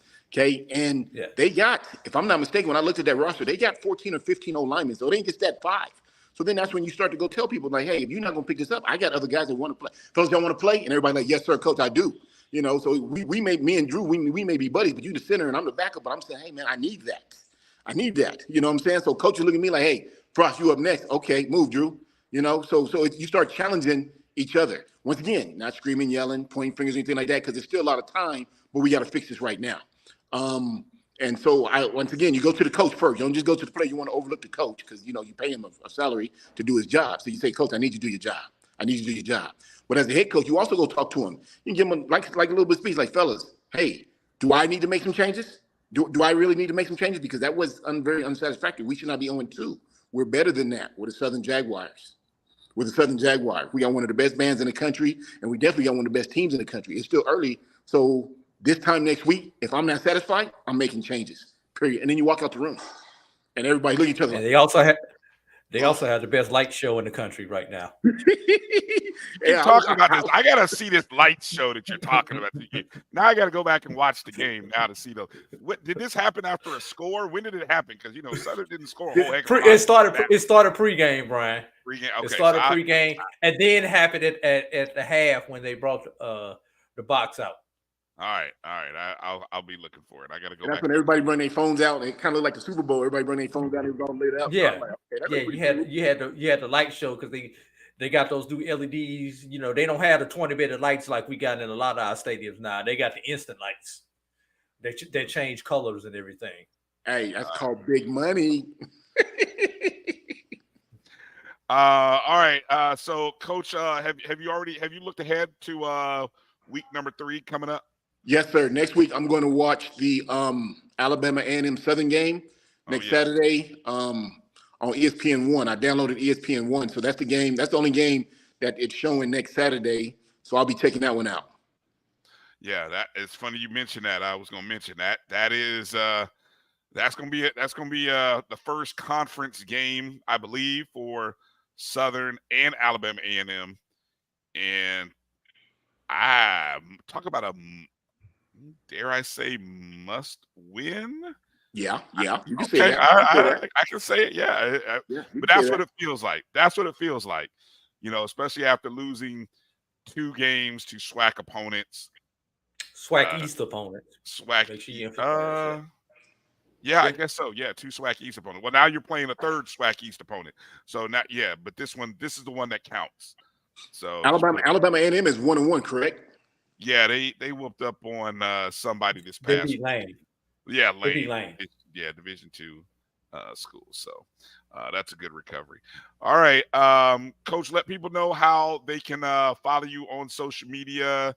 Any other tidbits or anything else you've seen interesting that you care to comment on before we head to commercial? You can follow me at Coach Frosty on my Twitter. You can email me at coachfrosty@gmail.com. I'm here every Sunday. Love working with these 2 young men. Look forward to watching SWAC football next week. And once again, keep your eyes out open because I'm coming. Sound like my man, don't I? They got you. He got you hooked too, Coach. Coach, you're sipping the Colorado Kool-Aid as well, huh, Coach? Hey. Look at you, man. Look at you. It's all good. We folks in our parts, they had 2-3 years of that, so we know it's kind of funny watching the rest of America drinking the Kool-Aid, boy. But all right, it's all good. All right, appreciate your time, Coach. Thanks for coming on, man. Appreciate you guys. See you guys next week. Drew, right. I'm gonna give you a call, buddy. I want to talk to you. All right, I got some news for you also, man. All right, my friend. Take care. I'll be in touch. All right, Brian. I'll be in touch in the middle of the week. Take care, fellas. Yes, sir. All right, Coach. All right, Coach Farasi Norman joining us, regular segment on Sundays. Let's take a quick break. Let's just kind of spotlight these 0-2 teams. Look, questions that we have. 2-0 and 0-2 teams. Questions. The N-O or the O-N? Yeah. Among the unbeaten HBCU teams. Can I do a tease? Can I tease? Oh, my bad. Can I tease the segment? Just let me handle this for you. Come on, I'm just trying to set the tease up. Okay, putting the question out there for the people, something to think about. Of the unbeaten HBCU teams, who is provided? Who is expected? Who is expected to be unbeaten? Who surprises you at their unbeaten record, who does not surprise you, and who's actually shocked you with their unbeaten record? So again, who's expected to be unbeaten after 2 weeks? Who doesn't surprise you that they're unbeaten, and who absolutely shocks you that they're unbeaten? And then looking at the host of schools that are winless, who aren't you worried about? Who doesn't surprise you that they're unbeaten, and or winless, and who are the winless teams that you are concerned about? So I hope do that again. Do that again because you kind of buffed that one up. Yeah, I did. I Of did. the winless team. The winless team, who doesn't worry you, who doesn't surprise you, and who are you concerned with as it relates to the rest of their season? So, all right, that's the setup. We'll come back on the other side, and we'll get into more here right on the other side. You're watching the BCSN Sports Wrap. We'll be back in just a moment. If you think all pads are exactly the same, think again. This is Always Ultra Thins reinvented with the Always Triple Protection System. This pad wicks gushes 90% faster, absorbs even more so you can feel dry, and locks odors in. Rethink your pad for up to 100% leak-free and odor-free comfort with the totally reinvented Always Ultra Thins. This is always like never before. The Cuvée Group is a Florida-based marketing and training consulting firm. We help businesses communicate to their target audience and engage them in conversation. We also help to expand their audiences, which will ultimately result in growth for those organizations. In addition to being a certified constant contact specialist, my colleagues and I are also certified in John Maxwell Leadership Principles. We use these proven principles to conduct workshops, training, and private coaching sessions for individuals and companies looking to take things to the next level. Contact us to schedule a free consultation. Issues today, don't delay, call Cuvée.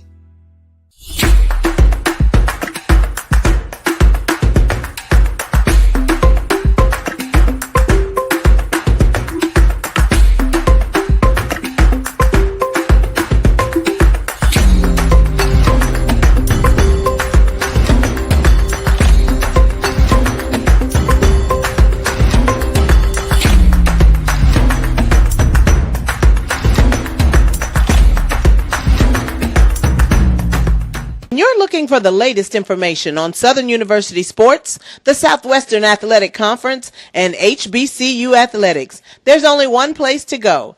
Tune in to the Carlos Brown Show, exclusively on the Black College Sports Network. T. Madden and Associates is a sophisticated and experienced law firm located in your neighborhood. We're turning injury to cash. T. Madden and Associates obtained almost $2 million for my injury. They turned my injury to cash.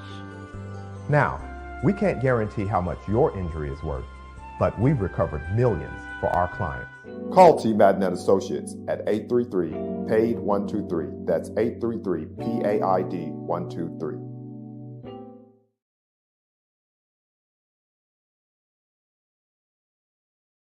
Stride K-12 powered schools are ready to put over 20 years of being a leader in online education to work for you. Dive into curriculum design for the online classroom. Team up with state-certified teachers trained in virtual instruction. Take control of your child's education journey. Discover the power of personalized learning with a leader experienced in preparing kids for a future they can be excited about. Take charge. Stride K-12. Enroll now for the fall.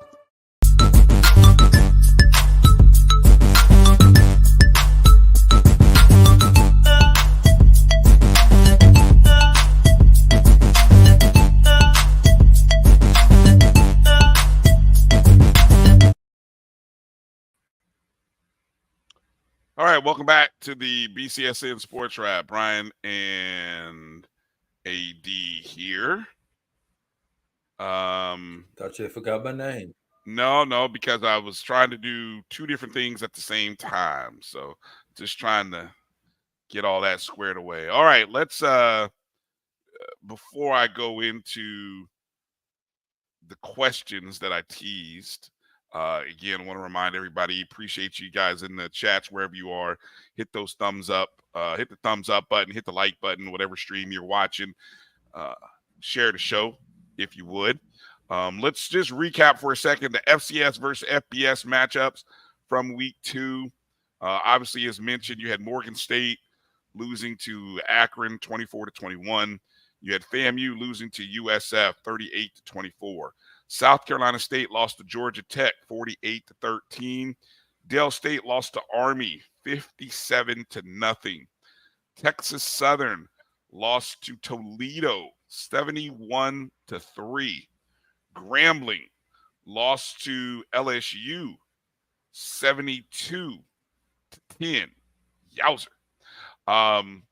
You had a pair of HBCU conference teams versus non-HBCU conference teams.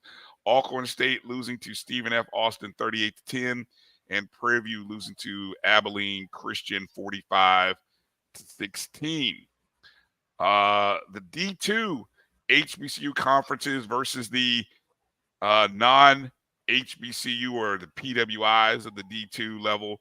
You actually had one victory in there. Lincoln, PA defeated Post University 48-32.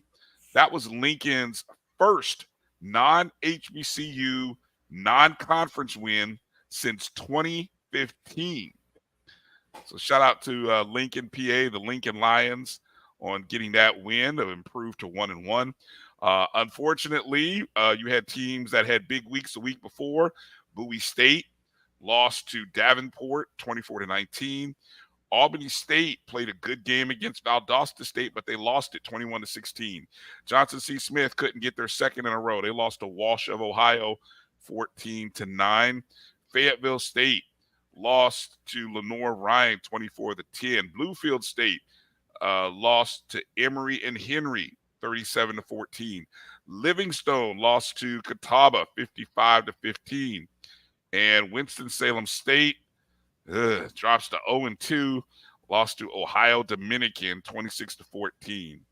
I feel like we talked about that potentially happening there with Chris Ferguson. All right, so here are the Magnificent Seven. The 7 teams that are sitting at 2-0 right now. You got Miles, big win, of course, this past week. Tuskegee, 2-0. They beat Kentucky State this past weekend and Fort Valley State the week before. Benedict has not given up a point this season. Not a point. Allen University, 2-0. Virginia State, of course, winners week 1 against Norfolk State, and then they beat Tusculum. Actually, I probably should have put that in there in the one category we're talking about, D2s versus D2 PWIs. They beat Tusculum to go. Now Virginia State is 2-0. Virginia Union is 2-0. And then North Carolina Central, of course, is 2-0. All right, so the question we asked, Drew, of the unbeatens, who did you expect to be unbeaten at this point? Who did I expect to be unbeaten at this point? Yeah. Benedict. Yep, State. I agree. Virginia State. Excuse me, not Virginia State. Virginia Union. I'm sorry. Okay, I'd agree with you on that. Yeah, wrong school. And Central. Right. Those are the 3 teams that I expected to be unbeaten. I agree with Correct. you 100% with you. Karen Griffin, yeah, you expected. I love that. You expected Tuskegee to be unbeaten. Love it. Okay, so across those 3, that leaves 4 teams left. Who doesn't surprise you that they are unbeaten? Who are you not surprised by being 2-0 at this point? That would be Tuskegee and Virginia State. The 2 teams that don't surprise me that they're unbeaten. I'm simpatico with you, my friend. Because I thought Virginia State had an honest shot against Norfolk. I'm probably more shocked at this week's result than last week's result when it comes to Virginia State. So that means under I'm shocked, you'd put Miles underneath that I'm shocked that they're 2-0. Miles and definitely Allen.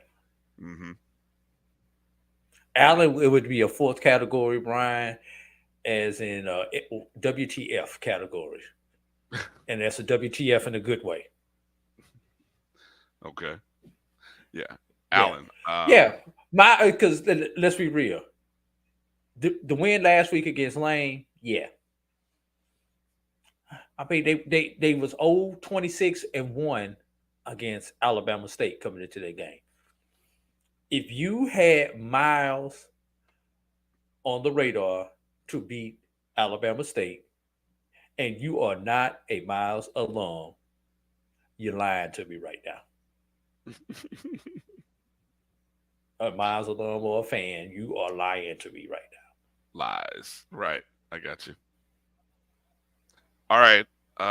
Let's go over to the O. Or no. What is it? O-N. O-N. O-N. Yeah. All right, O-N. These are the winless. Zero-N. These are the winless HBCU teams. We can practically say everyone in the SWAC West except for Prairie View. Everyone in the SWAC West about that one is 0-2. An asterisk because why? It could have easily been Texas Southern. That'd be 0-2. Or I mean, there's only one win by the SWAC West, and that's by default because somebody had to win when Prairie View played Texas Southern. Right. You've also got Delaware State, South Carolina State, winless. The entire, well, not the entire, but 5/6 of the CIAA South, everyone except Johnson C. Smith is winless, which that's probably the least shocking thing if you think about it. Over in the SIC, Clark, Edward Waters, Lane, Albany State, and Morehouse, all winless right now after the first 2 weeks. Still looking to get a win. Yeah, I think I covered everybody. I'm trying to think. Lincoln of Missouri. Did I forget North Carolina A&T? North Carolina A&T is 0-2. And Lincoln of Missouri. Okay. Yeah, I forgot to include North Carolina A&T. Yep, North Carolina A&T and Lincoln of Missouri.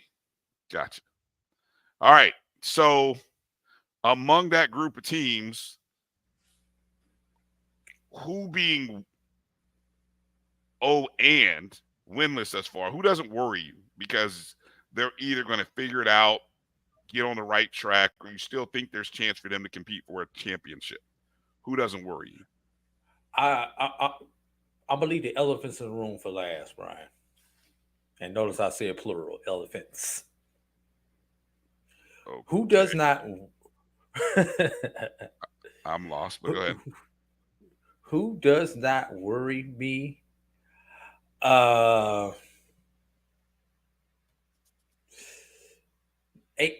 A&T.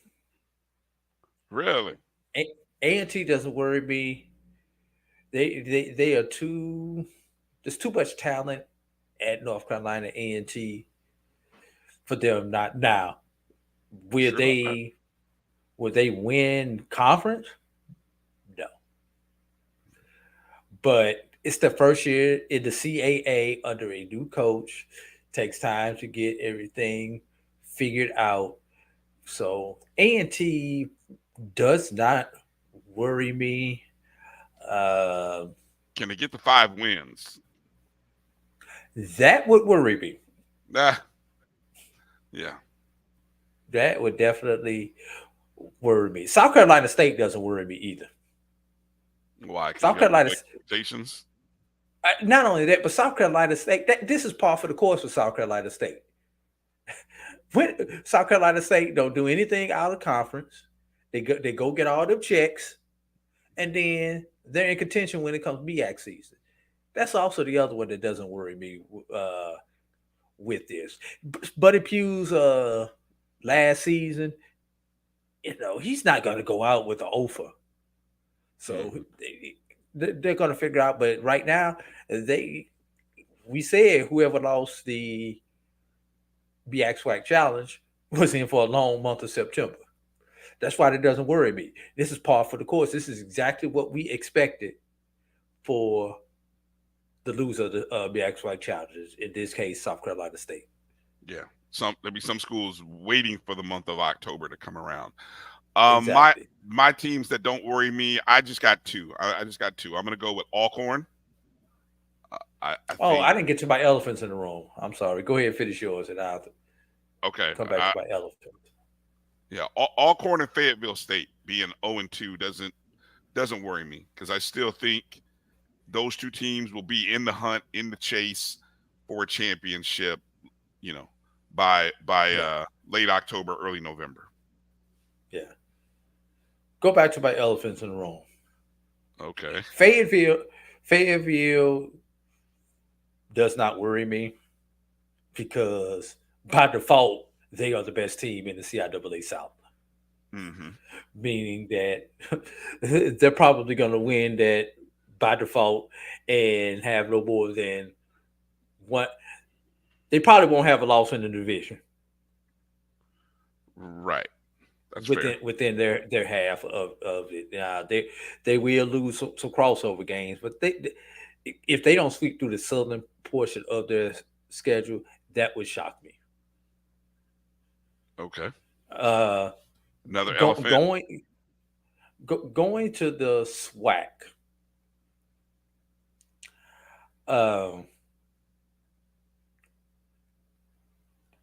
It doesn't.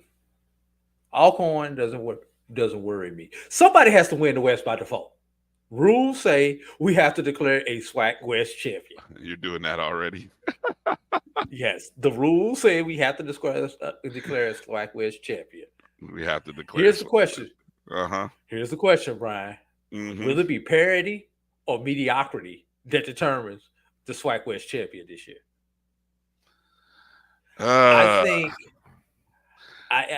they'll be judged on their record against the East.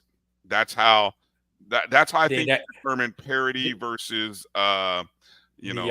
mediocrity is. What is their record against SWAC East opponents? Then we're leaning towards mediocrity right now. All right. Because the West is 0-4 against the East right now. 0-4. Wow. Okay. No, 0-4. I don't know. Is it 0-4? 0-4. Hasn't won a game. Well, we know they're at least 0-2. We know they're at least 0-2 right now. Yeah. Southern's two losses. Definitely those two losses. But yeah, Alcorn, I'm really not worried about. Best running game in the I'm with you, Alcorn. All right. What you want about Karen? That's what I want to know. Well, let's go to doesn't surprise me. Who doesn't surprise you that they are 0-2? It's sad to say, but doesn't surprise you that they're 0-2 right now.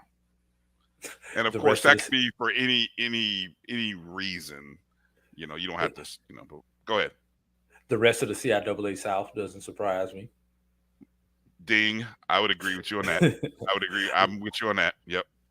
Lincoln, Missouri, and Morehouse don't surprise me. Ding, ding. I'm right there with you on those two. Lane doesn't surprise me.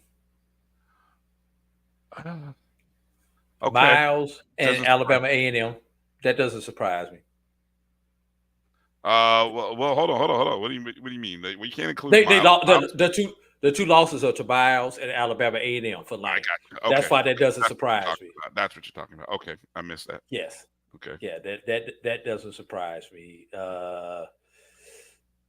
Chris Duke said Southern. Doesn't surprise him that Southern's 0-2. You know what? That's fair. That's pretty fair. I'm trying to think anybody else in the West. That doesn't surprise me that they're 0-2 outside. Okay, UAPB, it doesn't surprise me that. Yes, that's a good one. UAPB doesn't surprise me. 0-2. Mm-hmm. Everybody else out there, the loser of Prairie View, Texas Southern, which was Texas Southern this game, it does not surprise me that team is 0-2. Right, because we kind of looked at the schedule. We kind of saw whoever that was going to be maybe their only win at this point. But yeah, that's about it on the does not surprise me. Okay, now here's the interesting one. I'm concerned that they are 0-2 because it's a bad trend. This is for me, glaringly for me. I start with Southern. I'm concerned that they're 0-2. Top of the list. Top of the list for me. Who else? Anybody? Who else do you have? Grambling. I'm concerned. I'm not. I mean, again, I've said what I've said about, I'm still waiting to see it. I'm still waiting to see it from their coach. I'm still waiting to see it. I haven't seen it. Right. Clark Atlanta. I'm definitely concerned. I didn't know what to expect from Clark. But Coach Slater and I love Coach Slater to death. They have not looked like heyday Coach Slater teams in these two losses. Now, granted, the first game they went through two quarterbacks, so we kind of throw that one out. Mm-hmm. But the second game was not a good look. Edward Waters concerns me also, being 0-2. Yes, because if there's one school that I know has put money into their program and has provided their coaching staff with everything that they can provide from a budgetary standpoint, I believe that's Edward Waters of everybody on this list. Mm-hmm. Yeah. And the other one that concerns me is Albany State. These are not Gage Giardinia's Albany State Golden Rams. Mm-hmm. This is a totally different look for Quinn Gray and the Albany State Golden Rams. They've gone from a ground and pound, 3 yards in a cloud of dust type team to try to build a team on speed running a spread system. And right now, Quinn does not have the personnel to do that as of yet. So this is down here in this region where I live, this region of Georgia, this is a tough trend for the Golden Rams. They just have not looked good in their losses. That's what's concerning. Right. Okay. Anything else you want to add? No. I was just kind of going back, looking at some of the data analytics. I mean, everything has kind of played out how the data thought it would go.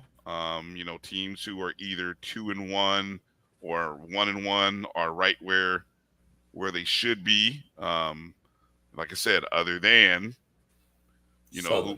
Southern.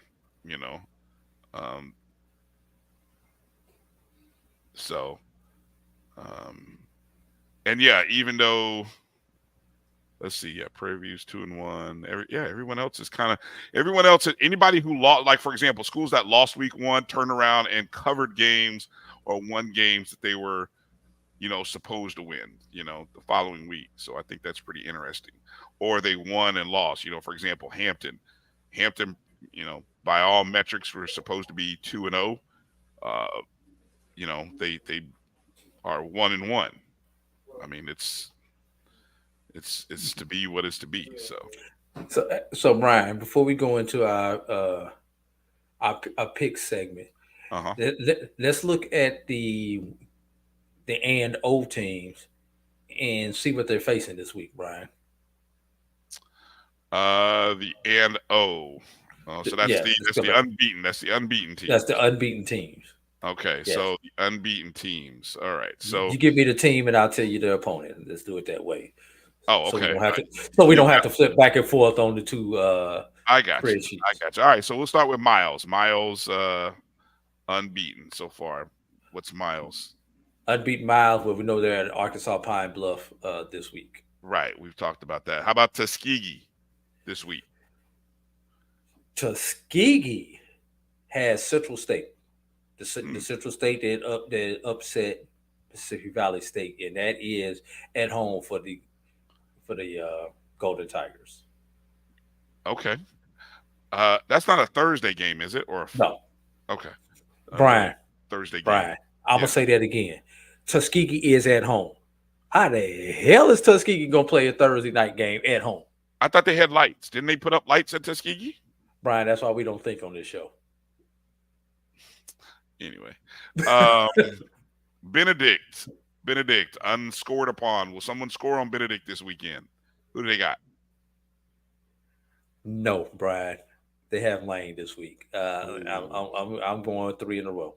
Oh man, we And start. if they do that, Brian, we're gonna have to start doing some research to see what's the longest shutout streak. But I think within the conference, I think Tuskegee owes that record back in the Jake Gaither days. Oh Jesus. Okay. Wow. Not Jake Gaither, Cleve Abbott. They was around the same time. That's what I was gonna say. That's not any better. But I know they had a scoreless streak back in the Cleve Abbott days. I believe Fam had one too when they were in the SIC back in the Jake Gaither days. Holy cow! All right, that's a good point. Allen University, unbeaten Allen. Who's Allen got? A very interesting match against Kentucky State. And here's the thing with Allen. They have arguably the best quarterback in the SIAC, not named Kelvin Durham, and that is David Wright, who is the current SIAC Player of the Week. So go figure. Yeah, good point. Good point. Their first SIC division matchup this week. All right, Virginia State. Who's Virginia State got this week? They got a victory this week.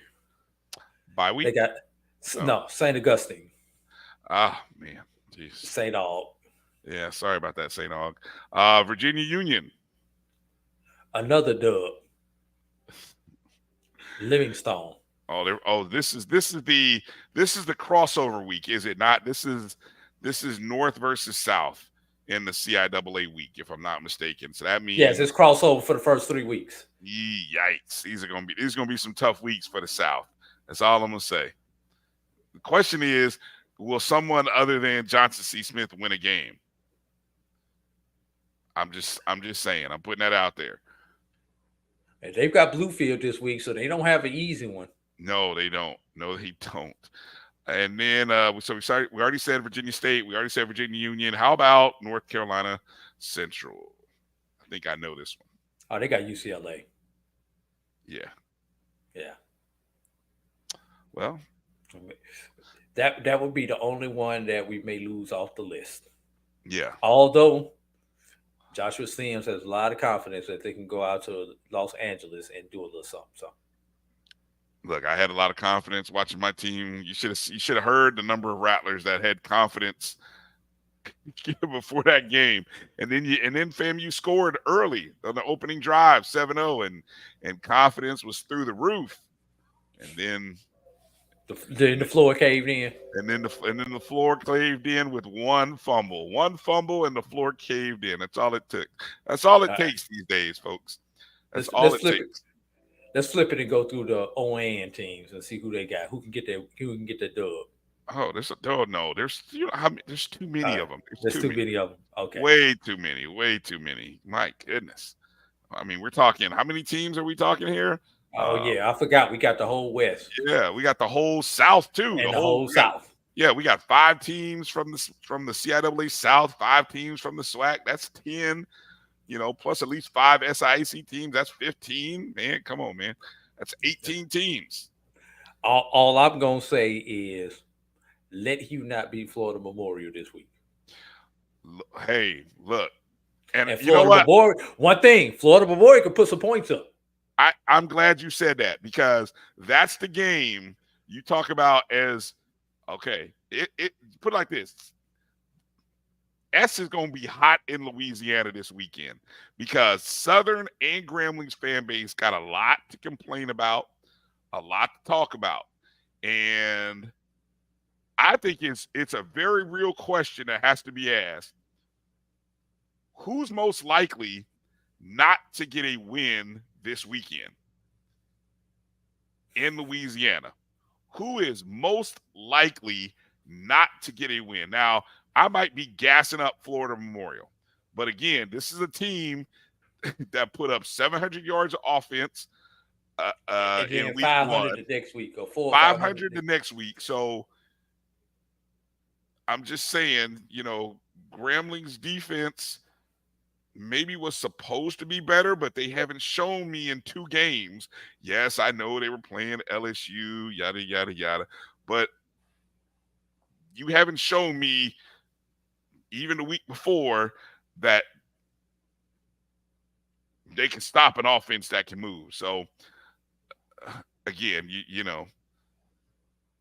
I'm not calling for a win over. I'm not predicting it. I'm not gonna on the picks contest. I'm not going anywhere near that game.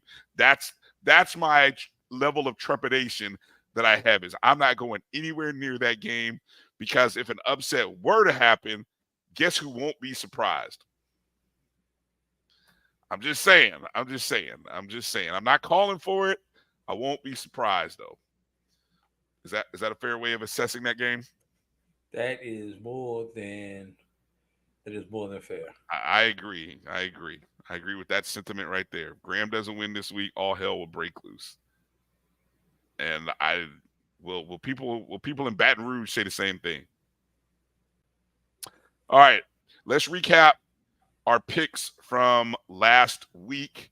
We both went 3-2 last week. We were both correct on our Jackson State and North Carolina Central picks. We were wrong, both picking Hampton. And then the third game, I picked Bethune-Cookman. Congrats to Coach Raymond Woody getting his first win for Bethune-Cookman. You were correct on picking Tennessee State. Congratulations to Coach Eddie George in getting his first win of the season. So we both moved to 3-2. I obviously gained no ground. You are now 7-3 overall at 70%, and I am sitting at a comfortable 50%, 5-5 overall. At least you're at the Mendoza line. I'm at the Mendoza line. In our picks contest, I want to give a shout out to some of the media folks and the other folks, our HBCU friends that jumped into this contest. I'm gonna go and look at I'm gonna pull up the standings right now from the past week. We had one person go 5-0 last week. The name they put up is Radomir. And I don't know, unfortunately, I don't know. Obviously, I don't recognize where they are from. But they went 5-0 in their picks. And then I had a few other people that went 4-1. Keith from the Fangs Up podcast went 4-1. GSPN went 4-1. Your Dubness went 4-1. And Flicks went 4-1. That's Kelly Flicks, I believe, went 4-1. Everybody else went 3-2 or 2-3. And we had one person go 1-4. So week 3, the week 3 is already up on the board. So we'll see, what our prognosticators and all of our folks. It's kind of fun. I love to see. I'm glad we got some participation. You can still join, even if you want to get in for just this week. Obviously, the year to date thing is kind of skewed and messed up, but that's all right. If you want to jump in on a week to week basis, I'll make sure to retweet out. You can go to my handle. You can go to actually our Facebook page, BCSN SportsWrap, our Facebook page, and be a part of this picks contest. It's always hard when I try to put it in the description or links, but maybe I will here. I don't know. Let me see if I can do that real quickly during the show while I'm talking about it. Any comments regarding the picks, Drew? Any regrets or anything like that? No, I was stretching when I was picking Savannah State over Bethune. Yes, you were. I really was. So yes, you were.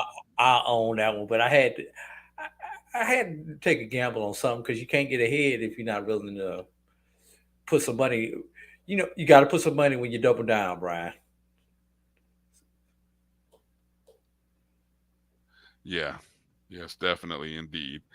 All right, here's the link. I'm going to post it. Crap. Let's see. I'm going to post it here in the chats. So hopefully it'll show up. And it did. Yep, it did. Okay, so if you want to join our week 3 picks contest, you can join it as well. All right, here's the slate of games that I came up with, Drew, and I think I got some interesting matchups. Okay, we've got, and I'm gonna read from the. Well, I'm just gonna read them in order here. I don't know what's the more interesting or least interesting game, so I'll just maybe if you want to rank them 1 to 5 after I give them, you can do that. Okay, we've got Howard versus Hampton. The battle for the real HU. Again, Hampton has dominated this series lately. They own H. This game will be played in DC at Audi Field. How about Albany State versus Morehouse? Morehouse suffered a beating at the hands of Howard over the weekend. Albany State lost a close game to Valdosta State. This is the HBCU NYC Football Classic, played in East Rutherford, New Jersey. This game is actually going to be played in the same building that Monday night's Bills-Jets contest will be played in. So it's a great opportunity for Albany State and Morehouse. McNeese State is traveling to Alcorn. Of course, don't forget Alcorn defeated McNeese State last year, ending that long streak of losses by SWAC opponents to McNeese State. And Alcorn is looking for their first win of the season. Miles at UAPB. I just couldn't resist, Drew. I mean, everyone's favorite 0-2 versus the 2-0 Miles Golden Bears. And then Alabama A&M at Southern. I think this is just a juicy matchup for Southern and Alabama A&M. This game counts on the standings for both schools. So those are our 5. Which in order of most interesting to least, how would you rank these, Drew? Most to least? Yeah.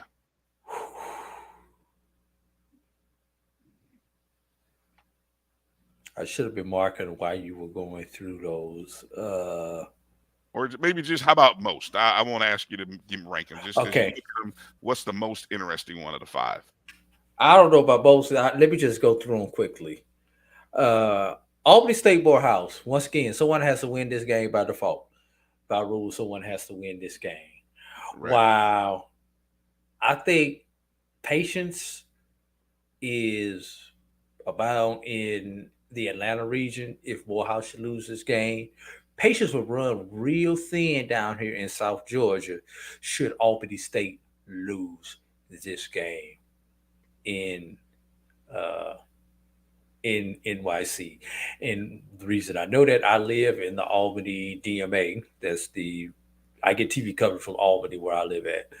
So yeah, it would not be a pretty sight. Let's go Howard Hampton. You know where I'm going with this one, Brian. They're in DC.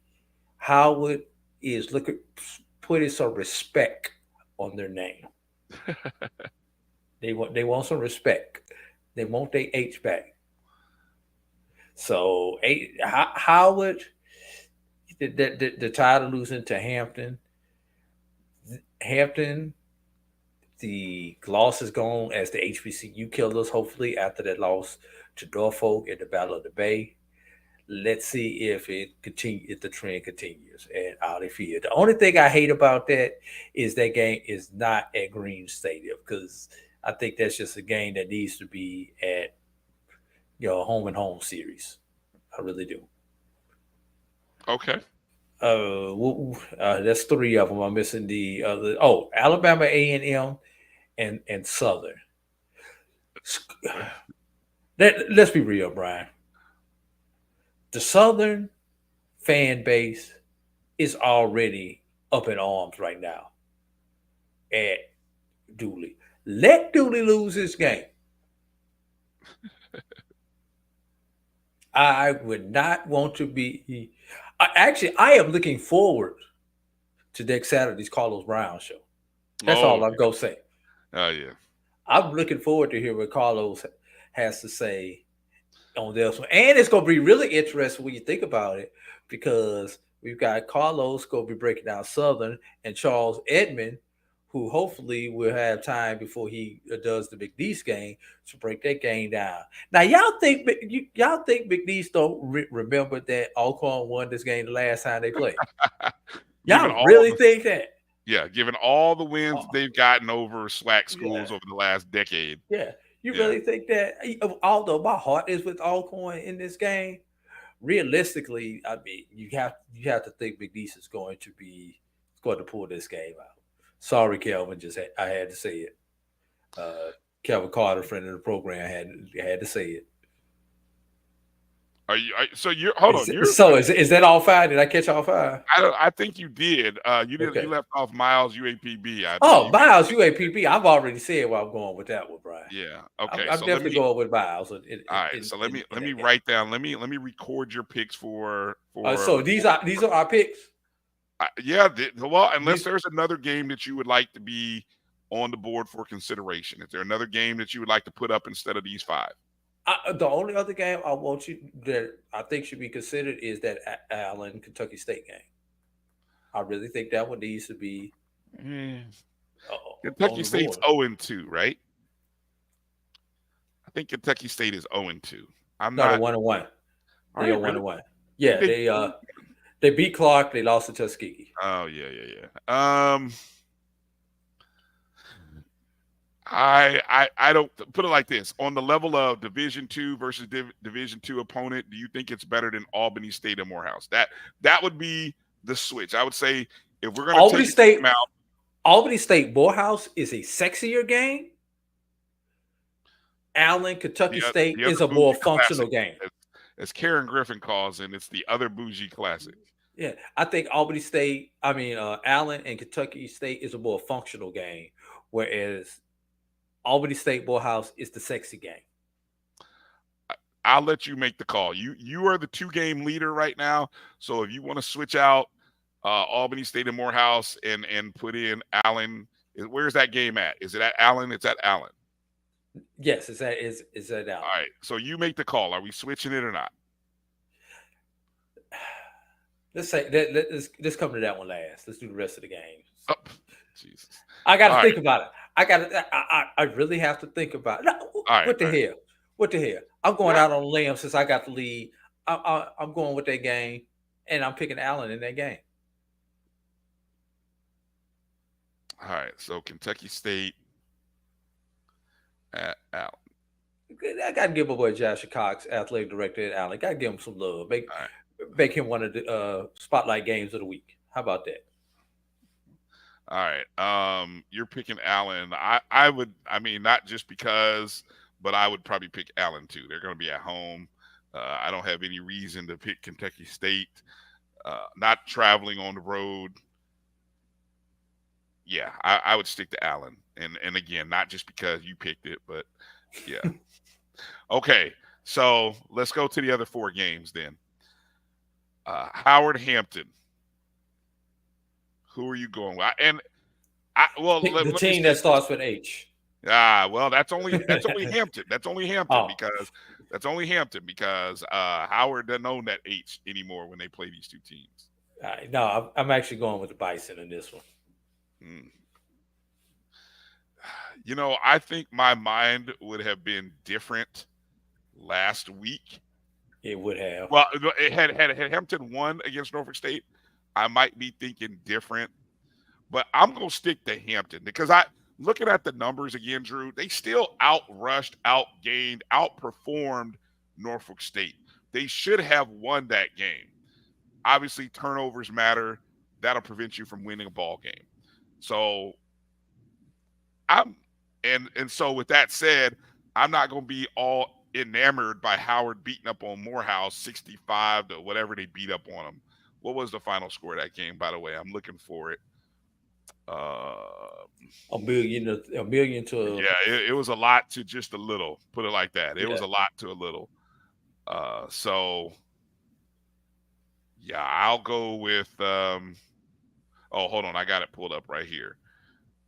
Final score, scrolling down, finding Howard 65-19. Shame on you. No, I'm just kidding. Hey, you know, they took it out. They took it out on Morehouse. So yeah, I think I'm going Hampton. So okay. Miles versus UAPB. Miles at UAPB. Who do we like? Who do you got? Miles, UAPB. Bryan, how many times you gonna ask me the same question? Okay, you're going Miles. I'm still staying with Miles. All right, I am too. I'm going with Miles in that one. Alcorn at McNeese State. McNeese State at Alcorn. My heart says Alcorn. My mind says McNeese. Mind over matter. I'm going McNeese.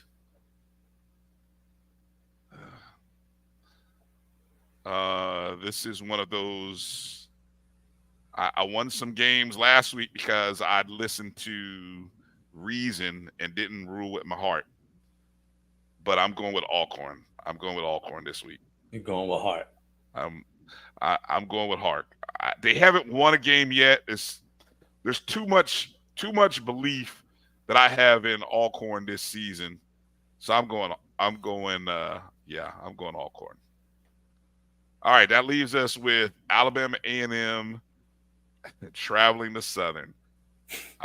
This is hard. Because I really feel like I want to find some redeeming qualities in Southern. I really want to find something redeeming, but if I just go off what I've seen for 2 weeks, and yes, I know,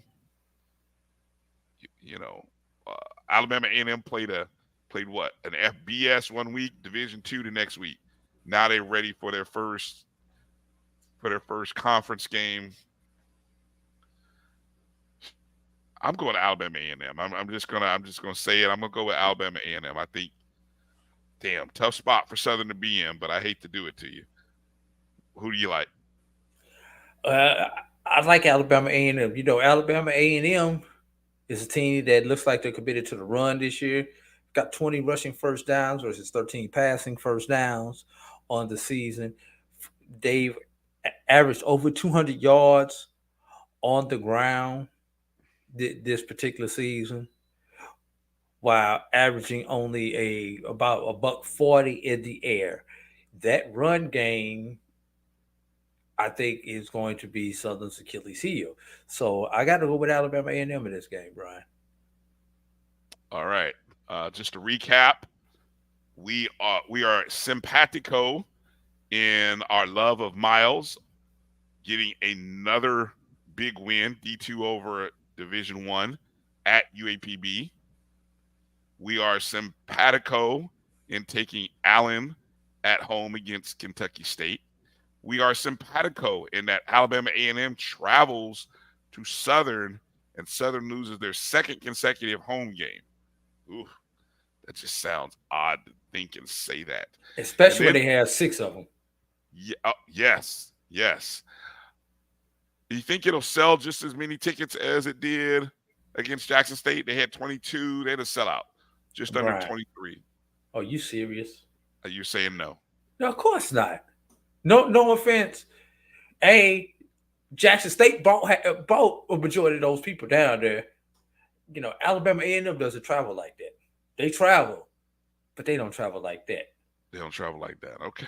Yes. And then to Baton Rouge. All right.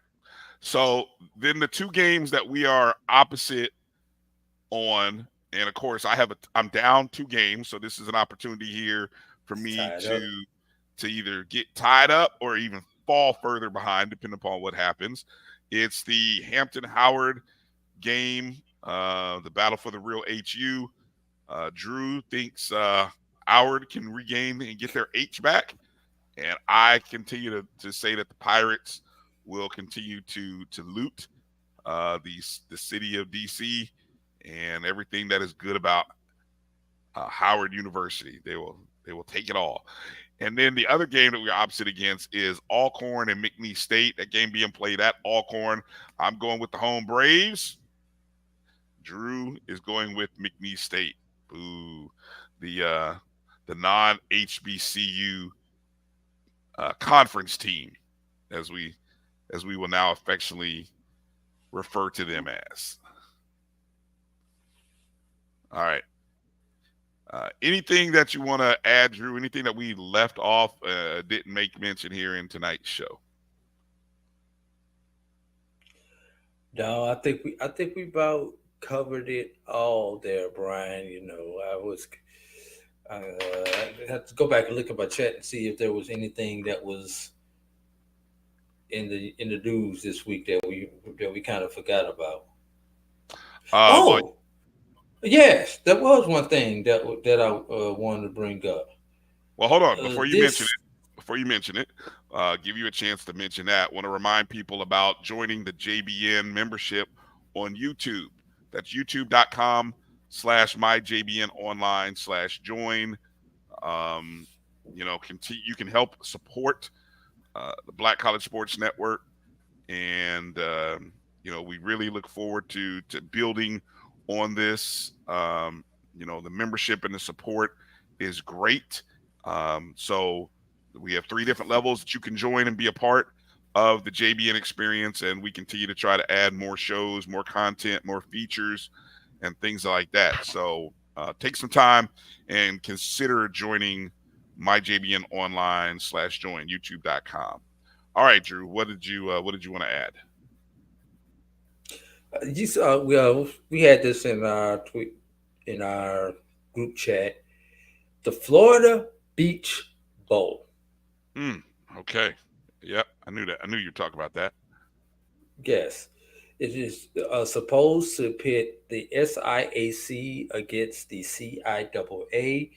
There is supposed to be a press conference for that this week, and I'm trying to recall the date. It's Monday, actually. Is it tomorrow? I believe so. It is Monday. Okay. You keep talking. I'll go ahead and I'm looking it up now.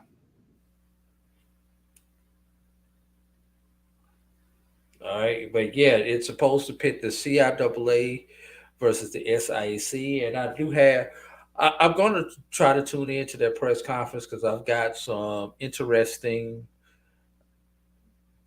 questions that I hope that they answer in the press conference.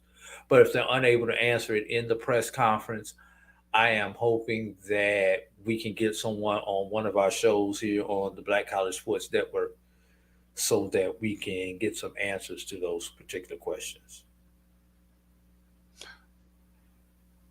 So the press conference is set for not tomorrow, but Thursday, September 14th, 11 a.m. Now, this game, Florida Beach Bowl, will be held December 13th, 2023. Which is a Wednesday, y'all, if y'all... Is it a Wednesday? It is a Wednesday. Interesting. It's a Wednesday before the Celebration Bowl. That's interesting. That was one of those questions. It'll be played in the DRPV P&K Stadium, which is actually the soccer stadium that the FC Miami, the one where Messi is now a part of. That game, that's where it'll be played, in that stadium. So, and again, the press conference is set for 11 a.m. on Thursday. Yeah. So we'll wait until next week and see what is answered before I start. What are your initial questions? I mean, obviously you have a question regarding the Wednesday date, but just I mean, while we're here, what other questions? Do you Let got? me go back. Let me go back to my list because I listed about. Oh my God, you got a list, huh? No, you didn't see him in the chat? Well, yeah, yeah, you had some interesting ones. I'll say this: my first question will be surrounded. Does this game? And I think this is the first question. I saw a lot of your questions. I think the first question should be: will this game feature the champions of the SWAC and the CIAA? Unless they don't go to the D2 playoffs, it can't.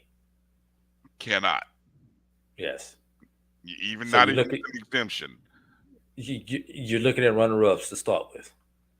Okay. All right. So see, now we start down that road. Okay. What is the payout? Okay.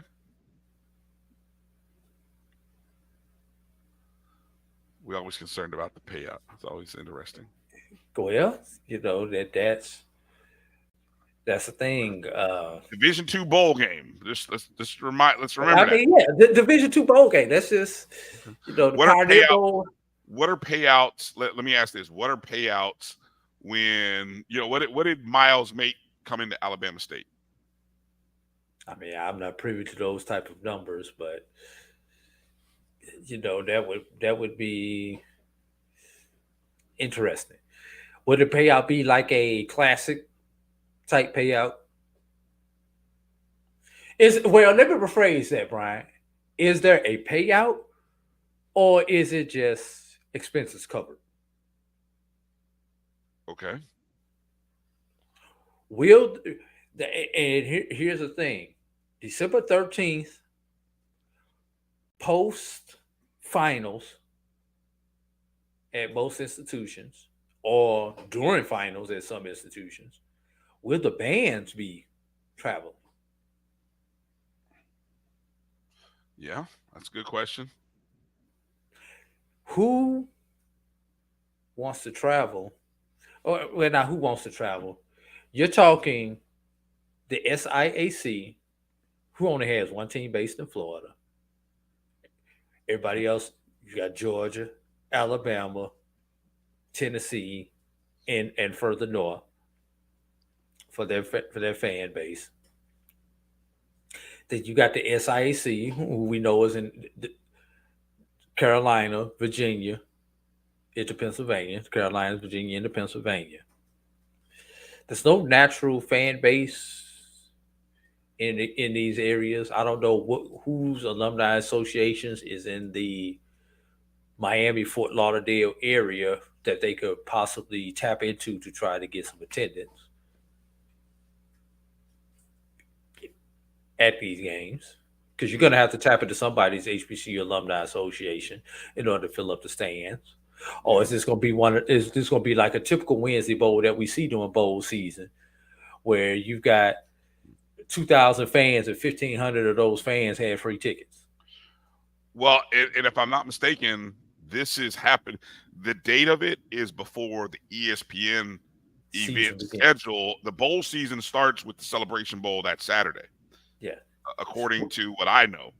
Yeah. So this is starting before that. Yeah. Is this an NCAA sanctioned? I guess it would have to be, wouldn't it, in order for them to actually play it? I mean, that's a question for somebody else to answer. And where will I be able to watch this at?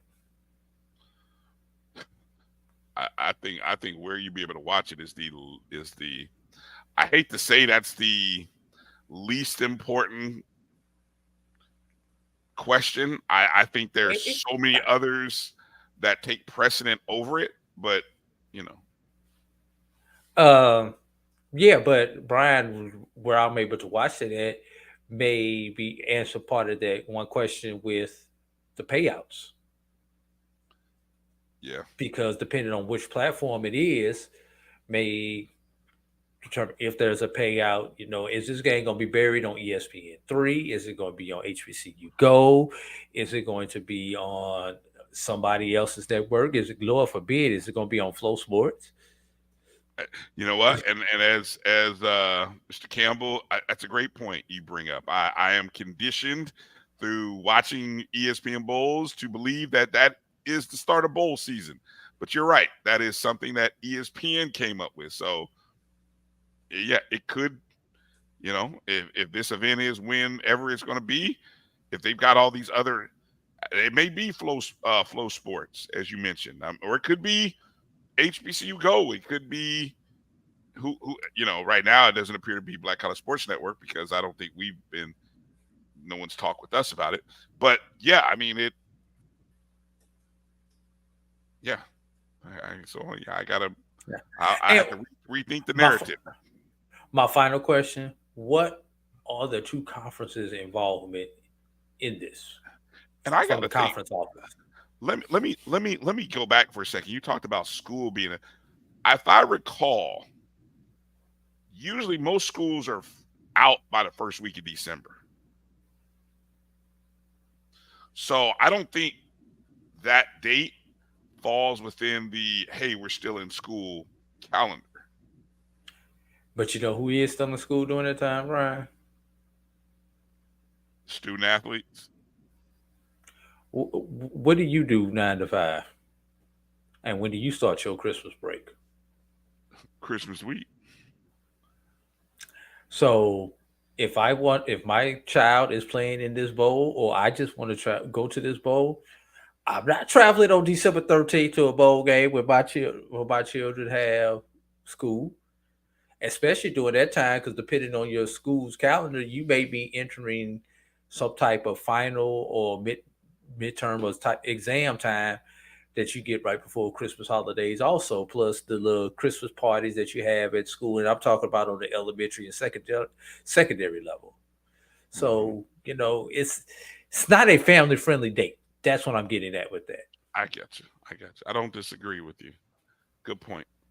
All right. Well, again, that press conference will be on Thursday, so I'm sure pay attention. They've done a good job of sort of putting it out there. And I think a lot of HBCU media, sports media folks will be interested in hearing. And they will have all the questions that Drew has, plus others will be asked and hopefully answered. And so we'll see what happens. All right. Any other points of emphasis that you want to bring out? That was my one thing that was not brought out. All right. So week number 3 is upcoming. We've tried to set the table, what's in front of us. Where will you be this weekend? I will be in Tallahassee, Florida.